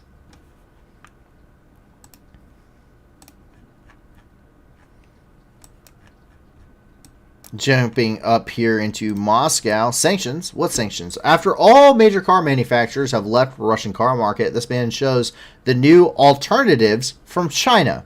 This luxury alternative that costs a whopping $90,000 USD. The very same car in China is currently $28,000. The car sales have fallen 83.5% in Russia this year. An automotive industry really tells a lot about people's economies because people really stop buying cars when things get tough. 5 миллионов рублей. Китайцы активно играют на ситуации того, что автомобилей вообще нет, и поэтому ценники взвинтили просто в какой-то космос. Но это не сами китайцы, это еще дилеры прогревают тут как следует. Вот. И Limited Edition. Давайте заценим Limited Edition. Пожалуйста, Limited Edition 5 миллионов 800 тысяч рублей. Друзья, китаец за 5 800. Вы просто представьте, 6 миллионов рублей. Yes, luxury cars from China. With a very large markup. Here's your daily dose of hypocrisy. This is a cute little installation as a sign of love from St. Petersburg, Russia to the city of Mariupol, which was annihilated by the Russians.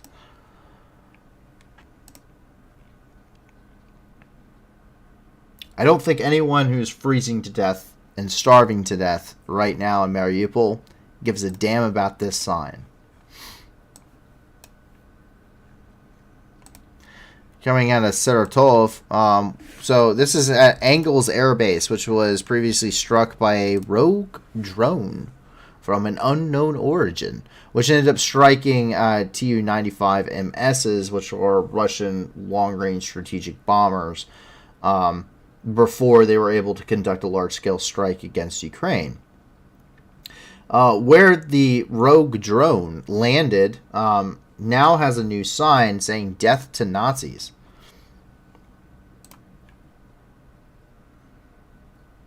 we now see how the Russians feel. Not that we didn't already know, but at least they're making it obvious. And Russia's Far East looks like a war zone too. In fact, that actually comes from the words of a local resident. Routine building maintenance collapses an entire wall of the apartment building, leaving all the residents freezing in negative 25 degrees Celsius weather. All residents continue living in the building and have nowhere else to go. Quote, "We were buried. Donetsk and Luhansk are just resting compared to us," says one of the residents. Routine maintenance did this.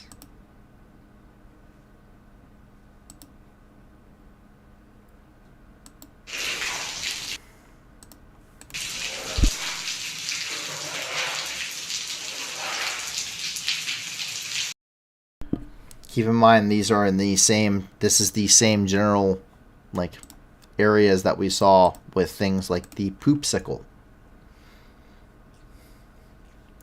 Yeah. That they used an axe to get rid of. Did you see the new transport vehicles made by Russians?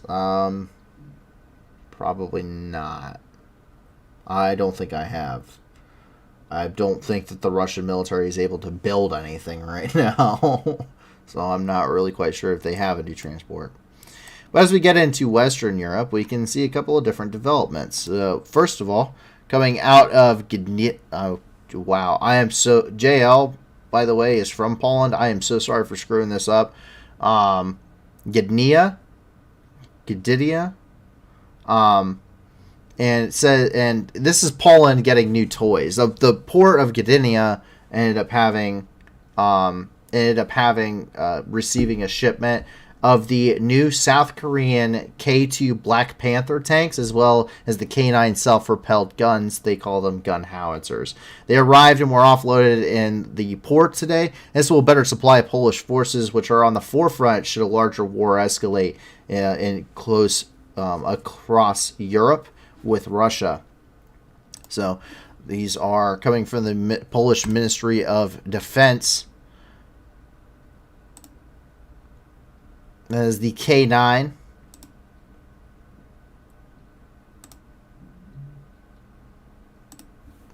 Just a few photos there. You can see a Humvee there too.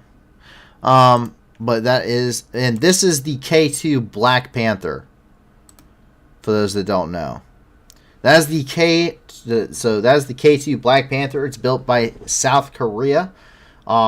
It takes multiple different types of influences. Some of them come, as you can see, from the Abrams. Some of them from the Leclerc, which is the French main battle tank.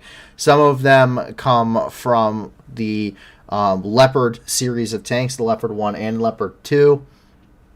And I believe even some characteristics from the Merkava, which is the Israeli tank. Very successful, considered one of the best, if not my personal favorite tank too, but if not the best tank in the world. So, very effective tank from what we understand and what little information is known about it. But it's the newest, my understanding is it is the newest main battle tank open to the market. The K9 self-propelled gun, of course, draws multiple influences as well. Very heavily, as you can see, influenced by the M109 Paladin, as well as the PHZ 2000. Once again, it is a self-propelled gun, meaning it fires a howitzer. This looks like a 155mm main gun. It allows for mobility, but it is lightly armored.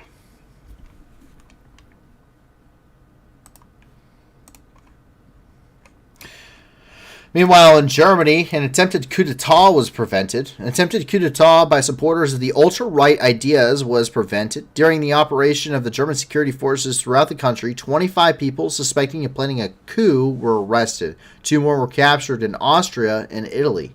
The leader of the group is the aristocrat Prince Heinrich VIII Ruse of Gritz, who planned to capture the Bundestag with the subsequent proclamation of the Fourth Reich and himself as emperor. Most of those arrested are retired or current army officers and members of the police special forces. Among them are also Russian citizens and supporters of the far-right Alternative for the Germany Party.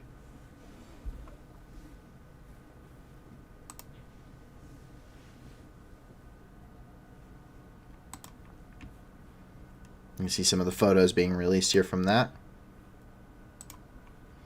And that is the man who is planning the coup d'etat.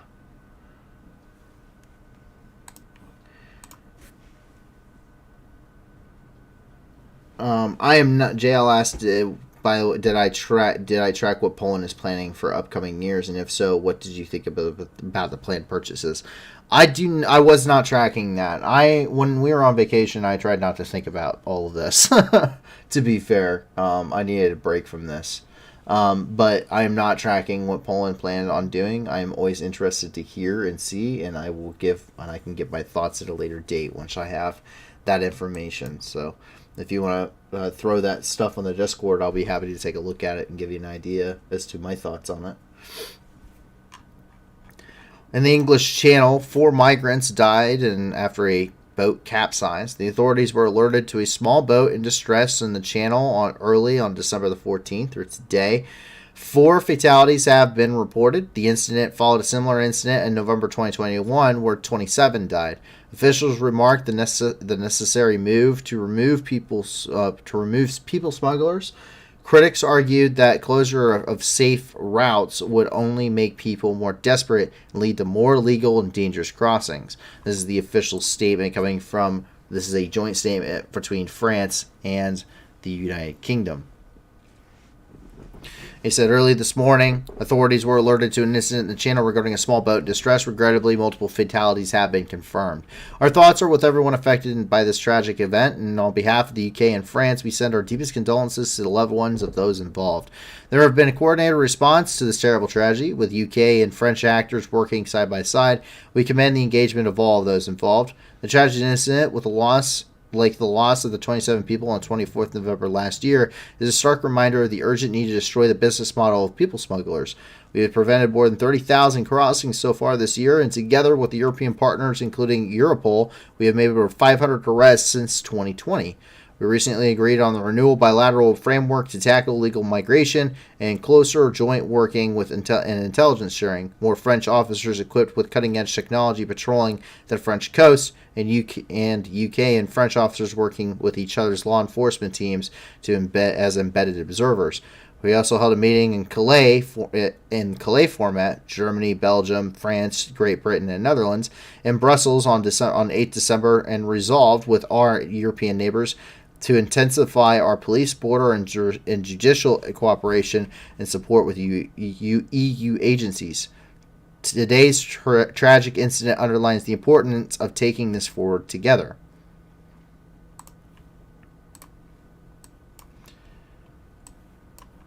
We move down here and into Turkey, where we have an interesting development. Something that we've talked about on and off here on the channel a little bit is coming from Bayraktar. Their newest aircraft made its maiden flight. The Kızılelma, which is their drone fighter jet, had its maiden flight. So it has now officially been airborne. It's the one that has been shown off inside the factory an innumerable amount of times. Parts of this aircraft will be manufactured in Ukraine once the war has ended. Baykar, who builds the Bayraktar, has stated that they will be building a factory in Ukraine, which will likely be supplying the engines for these aircraft for the Baykar company, something that had been talked about a long time ago. So we can see that, and this is coming from Baykar themselves. 4 Aralık 2022 insansız savaş uçağımız Bayraktar Kızılelma bugün başarıyla ilk uçuşunu tamamladı. Havacılık muharebesinin geleceği olan insansız savaş uçaklarına ülkemiz adım atmış oldu. Bu dünyanın kapılarını aralamış oldu. Rabbimize şükürler olsun. Vatanımıza, milletimize hayırlı uğurlu olsun.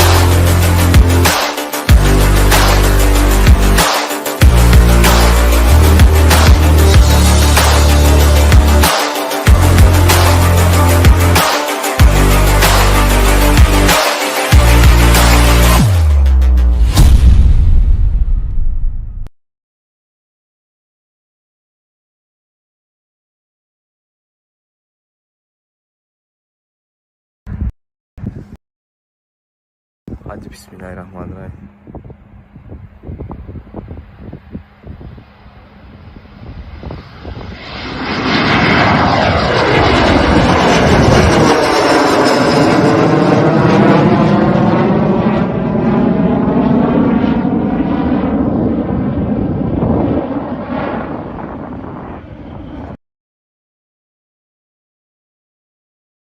So that is the newest aircraft. It finally has had its maiden flight. So we're moving in here into the Middle East. We can see that Lockheed Martin and Rafael Advanced Defense Systems are going to be collaborating. Lockheed Martin and Rafael Advanced Defense Systems have signed a teaming agreement that includes jointly developing, testing, and manufacturing a high-energy laser weapon system, or HELWS, in the United States and Israel. The future joint development will be based on the assets that have been developed independently by Rafael and the Ministry of Defense's Directorate of Defense Research and Development within the framework of the Iron Beam project. The cooperation will be geared towards developing a variant of the system for the American market as well as others. Iron Beam is a 100 kilowatt class HELWS, expected to be the first ever operational system for ground-based air defense against threats such as rockets, mortars, and UAVs, delivering engagement at the speed of light.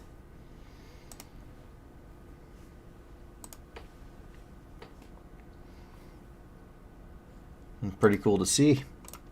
We're about to have laser weapons, everybody. Tehran has carried out its first execution. Multiple others have also been carried out since this news first broke. Iran carried out the first execution of a man arrested for protesting against the regime.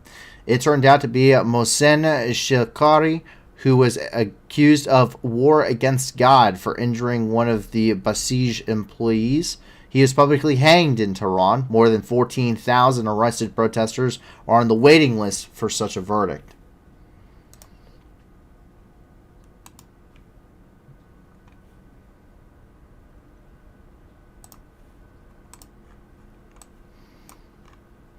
Afghanistan has seen several developments coming out of Mazar-e Sharif, the 3rd district of the city of Mazar-e Sharif, in the province of Balkh. An IED was detonated aimed at a bus. According to available information, the vehicles were employees of the state oil company who worked in the port of Heratan. As a result of the explosion, according to the Taliban, 7 people were killed and 6 more were injured. Local sources report more casualties. There's been nobody has claimed responsibility for the attack.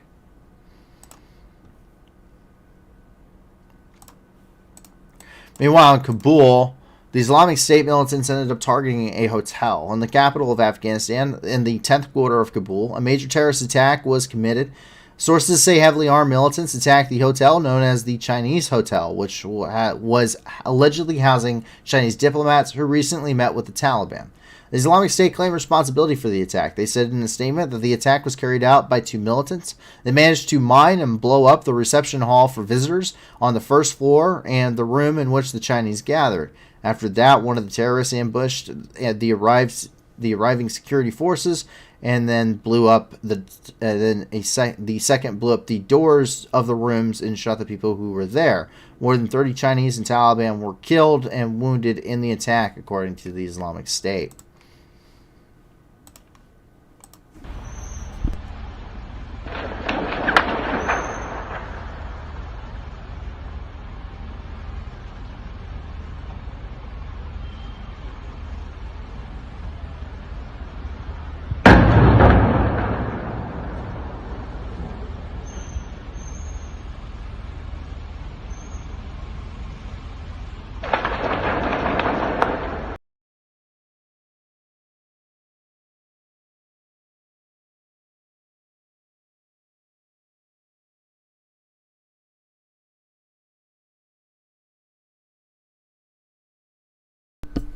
And that is the Islamic State attackers there.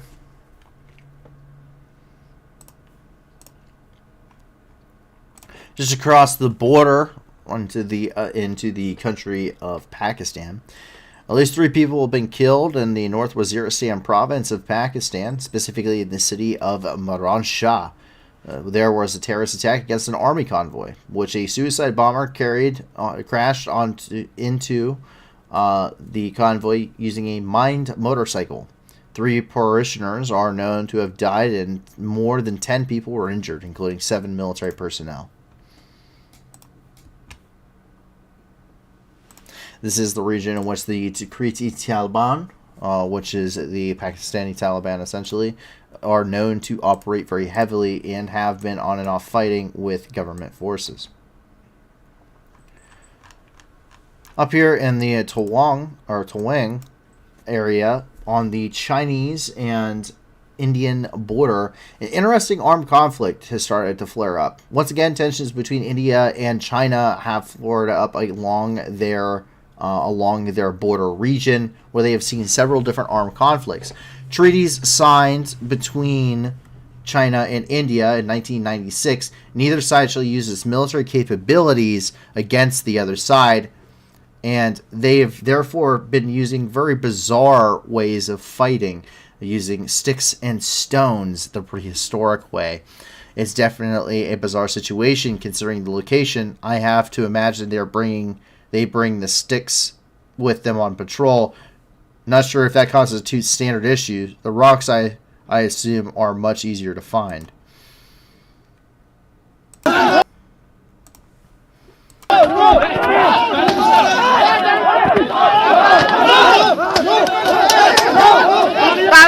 Tarot ए मुड़के ना आना ओए सट भैन चो खड़ा देता सट मार डांग भैन चो ते मार सट दे लाग दे फिर लाग भैन दे यार दे पंजाब भैन चो तनु ओए पिछे की चलो आगे ओए आगे चलो भैन चो चल गए आगे बढ़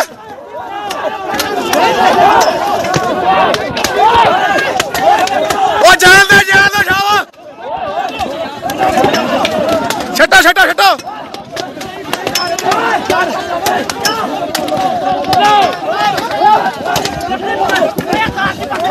ये दोबारा नहीं होंगे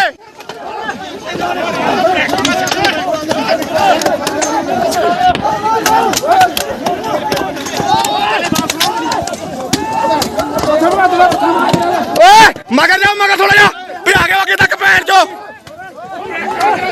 ना ओ बस करो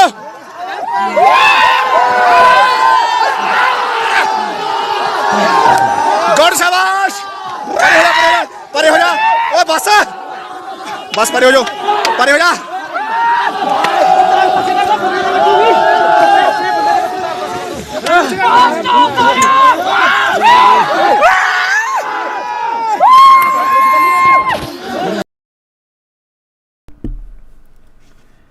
So, in case you're wondering, I don't think China will ever have the ability to take Taiwan, because these guys just beat them back with sticks.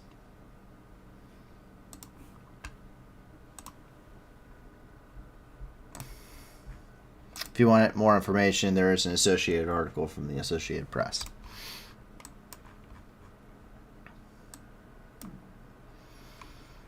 Jumping down here into West Java, a suicide bomber ended up killing 2 and injuring 8 more in the city of Bandung in West Java. A suicide bomber blew himself up at a police station, killing 2 security officials and injuring 8 more. According to available data, the terrorist turned out to be August Sujatno, who was convicted in 2017 for attacking a government facility and was a member of the JAD group and swore allegiance to the Islamic State in 2020. In 2021, he was released upon completion of his sentence. Near the scene of the incident, his motorbike and leaflets were found, which he calls democracy and the Reform Criminal Code disbelief. In particular, the new criminal code contains a law that on prohibition of condemning the actions of the president and the government, for violation of which they've been given up to 3 years in prison.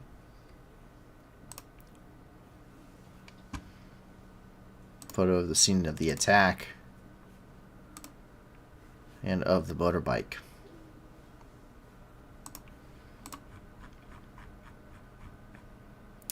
In Africa, our piece coming from the continent is coming from Morocco, where Morocco is going to supply Ukraine with spare T-72 parts.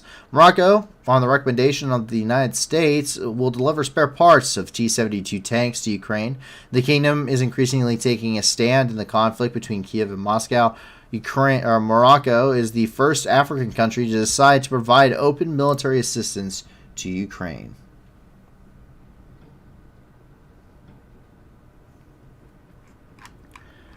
Jumping across the Atlantic, in Peru, Peru's president was not only impeached, but arrested after he attempted to dissolve the country's Congress. The opposition-led legislature overwhelmingly voted in favor of removing former President Pedro Castillo, who earlier in the day had announced plans to temporarily, quote-unquote, dissolve the legislature by rule by decree. Castillo had said the move aimed to reestablish the rule of law and democracy in Peru, but it was widely condemned by opposition leaders and others, including Boluarte, his vice president, as an attempted coup. Congress asked Dina Boluarte to take over following its impeachment vote, making her the first woman to lead the South American nation. She was sworn in as president until 2026. There's the president who was impeached.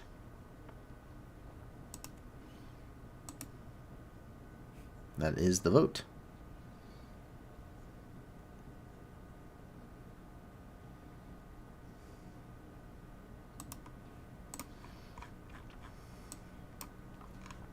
Coming up here and into North America, specifically into the United States, we have a couple of developments. As a result of Tehran's stance regarding the ongoing protests, the Islamic Republic of Iran was removed from the UN's Women's Rights Commission, coming straight from the UN headquarters in New York City. Iran was terminated from the Commission of the Status of Women, or CSW, after member states in the UN Economic and Social Council voted in favor of the resolution proposed by the United States. 29 voted in favor, 8 voted against, and 16 abstained.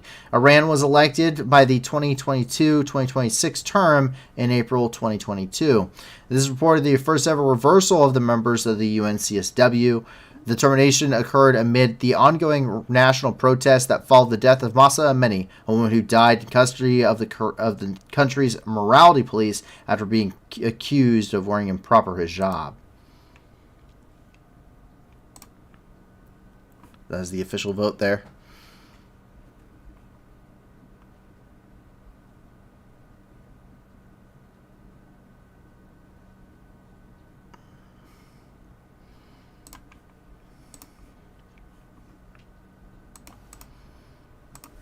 Mahsa Amini, Nika Shakarami, Asara Panahi, Hadis Najafi. These are just some of the courageous women and girls who have paid with their lives for daring to ask that their human rights be respected. We cannot let them die in vain. Iran's brazen onslaught against the human rights of its citizens and its persecution against women and girls is without end. From dictating what a woman should wear to how a girl must speak. Even using sexual violence as a weapon of intimidation against peaceful protesters. Iran's actions demonstrate it is willing to use every available tool of oppression against its own people. For 76 years, the United Nations Commission on the Status of Women has stood as the preeminent global body dedicated to advancing gender equality and women's empowerment. A group that exists to end all forms of discrimination against women and girls everywhere. Australia strongly supports its mandate, which sets the global standard for advancing the rights of women and girls. For this reason, it is unacceptable that Iran, the country which flagrantly disregards women's and girls' human rights, could continue to serve on the Commission Iran's actions are fundamentally incompatible with the Commission's mandate. That's why we support the action, recognising its unprecedented nature in the multilateral system of removing Iran from the Commission. It is necessary to uphold the integrity of this forum that in turn protects the rights of so many. Widespread calls for change have fallen on deaf ears. Words have failed. The recent actions by Iran demand action by us, the UN's member states. Thank you, Madam President.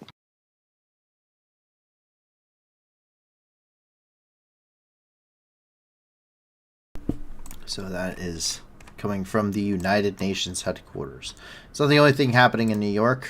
Protesters repainted the Iranian ambassador's residence. Protesters threw red paint on the residence of the Iranian ambassador to the United Nations in New York as a sign of blood. They say that the Islamic Republic should not even have a right to vote in the United Nations since it's violated the UN Charter since 1979. محل اقامت سفیر جمهوری اسلامی در نیویورک، اینجا هم رنگ قرمز ریختن معترضین بر روی دیوار، هم به انگلیسی نوشتن اعدام‌ها رو متوقف کنید. 3 نفر از معترضین هم با طناب دار اینجا ایستادند، باز هم در اعتراض به اعدام محسن شکاری و خطر اعدام دیگر معترضین. آن سوی خیابان هم تجمعی همراهی با آنها در جریان.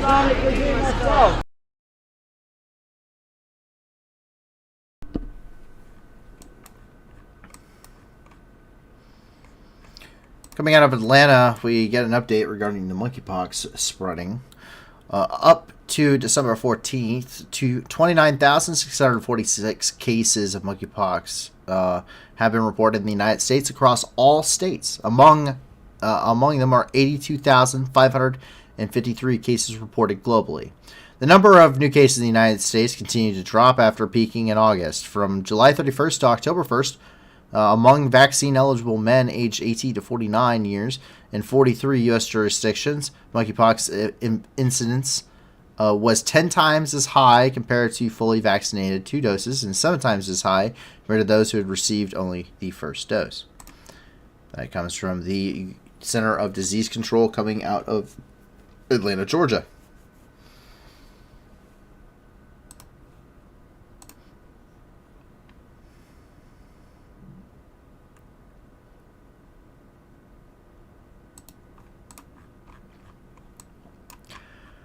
And coming from St. Louis, expecting a full recovery, Mikhailo Dayanov has been a very big focal point, a very well-photographed individual from the Azovstal.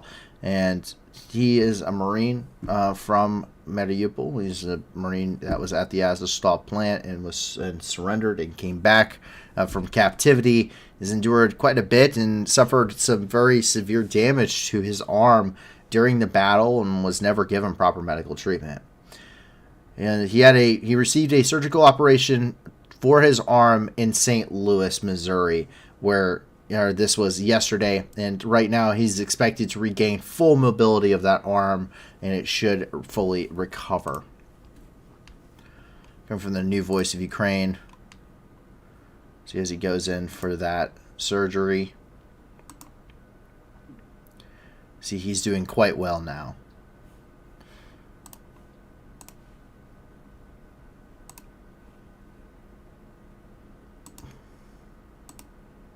And see where they went through and got him recovered. And as we always try to do here on the channel, we're going to try and wrap up the night on some interesting or uplifting notes. And the first one that we have is coming from California. Scientists have successfully carried out a nuclear fusion reaction for the first time. Scientists at the Lawrence Livermore National Laboratory in California carried out a fusion reaction, generating more energy than was expended. Prior to this, all such experiments have always been characterized by costs exceeding the energy received. If scientists have indeed managed to carry out a nuclear fusion reaction with the above conditions, this promises a revolution in the energy sector.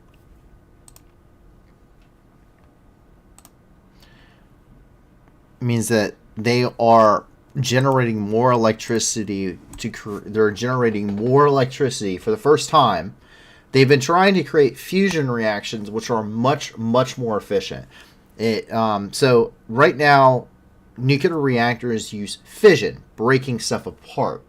Fusion reactions work differently, and while we can generate that stuff with nuclear warheads, which if you've ever heard of thermonuclear warheads, it uses a combination of fission and fusion to generate extensive amounts of power. But nuclear reactors use fission, which means they split atoms apart, and the radioactive materials that are left over from this, one, it's not very efficient, and two, the radioactive materials that are left over, they are extremely dangerous. They have to be kept in very specifically built locations to house this safely, and they will remain radioactive for very, very long periods of time. That's one of the reasons. That's one of the reasons why we don't do fission reactors, or one of the reasons why people are kind of shying away from fission reactors, on top of the different types of incidents that have taken place. Fusion reactions are much more efficient. They leave much smaller amounts of nuclear material wasted or left over, so it's a lot less waste, and the waste that is created will not be left around for very long, as it very rapidly decays. So they, for the first time, have generated more electricity with the reaction than it takes to cause the reaction, which has been the real reason why we don't have this technology yet. And this could open up a huge door for an energy revolution. This could, in many cases, if it became more widespread, it would be. It takes the humanity to a whole new level of energy output. This is the kind of stuff that lets us do really big projects. Generally speaking, species, according to several different theories, and this kind of fits in with the Fermi paradox. Species are usually classified, or intelligent life is usually classified hypothetically on a scale based off of its energy output. So it means that we can make really crazy stuff if we get this working and up and running. So we definitely have taken a really big step there.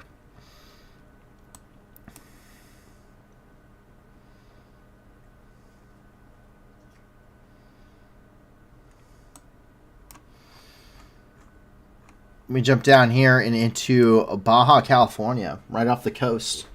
And we see that the Orion spacecraft, that is correct, Artemis 1's Orion spacecraft, has completed its mission. The American Orion spacecraft, without astronauts on board, successfully completed its flight to the moon as part of the Artemis 1 mission.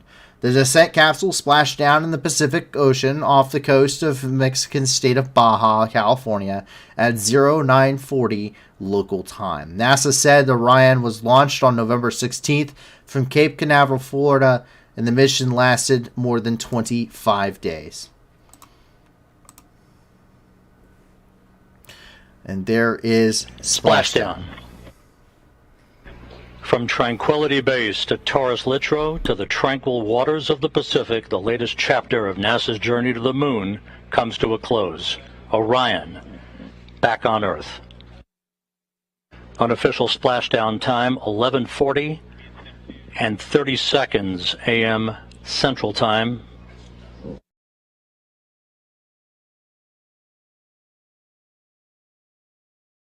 You can see that beautiful moon and Earth shot coming from the Orion spacecraft while it was up in orbit.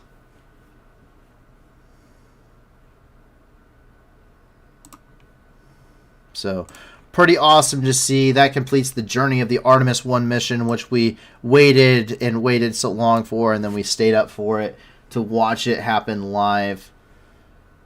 So pretty awesome. It is pretty awesome to see. So some really cool developments happening throughout the world, and hopefully that means that Artemis 2 is not long behind it, the first manned mission to do a pass around the moon as a kind of a warm-up, as a dress rehearsal for the moon landing coming in Artemis 3. So hopefully we get to see that happen here very shortly, then now that everything has been tested and everything appears to have worked very effectively. So that is the news of the night. Quite a bit of stuff happened. A lot of bad things, of course, as that usually is, generally speaking, what makes the news. But you can help. You can help with the multitude of situations happening all over the world. And the way you're able to do that is if you check out the video description below. You're going to see a ton of different organizations. 80% or more of all the donations these organizations receive go directly to their programs. I mean, they go directly to helping people.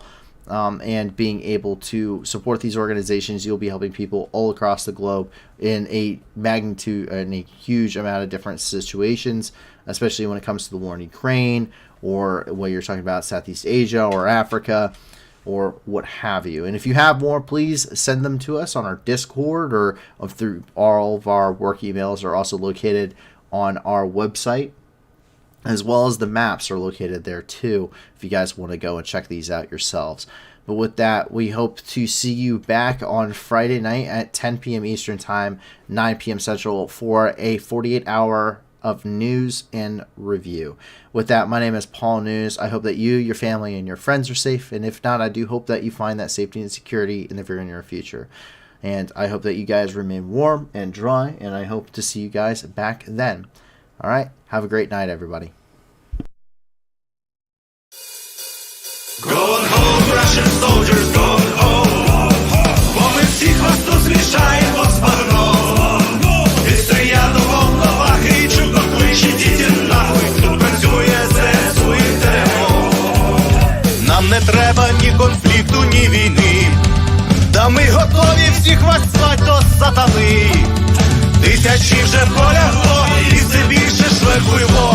То для них нема нічого, крім труни. Gone home, Russian soldiers, gone home. Бо ми всіх вас тут змішаємо з багном. І стоять до волноваги, і чудно кличе, діти нахуй. Тут працює ЗСУ і ТМО. Вызволять пришел, братишка, ну привет. На моей земле тебе один ответ. Нашим людям с кирпичом, даже танки и бочок. Вам не взять нас и за 100 000 лет. Gone home, Russian soldiers, gone home. Бо ми всіх вас тут змішаємо з багном. І стоять до волноваги, і чудно кличе, діти нахуй. Тут працює ЗСУ і ТМО. Mr. Putin, on behalf of all our guys, no one's scared of your nuclear device. You can take your top 11, shove it up your wrinkled bum. Who will come and help you fit it in your skull? Russian soldiers, gone home. Бо ми всіх вас тут змішаємо з багном. І стоять до волноваги, і чудно кличе, діти нахуй. Тут працює ЗСУ і ТМО. Gone home, Russian soldiers, gone home. Бо ми всіх вас тут змішаємо з багном. І стоять до волноваги, і чудно кличе, діти нахуй. Тут працює ЗСУ і ТМО. Russian soldiers, gone home. Бо ми всіх вас тут змішаємо з багном. І стоять до волноваги, і чудно кличе, діти нахуй. Тут працює ЗСУ і ТМО. Gone home, Russian soldiers, gone home. Бо ми всіх вас тут змішаємо з багном. І стоять до волноваги, і чудно кличе, діти нахуй. Тут працює ЗСУ і ТМО.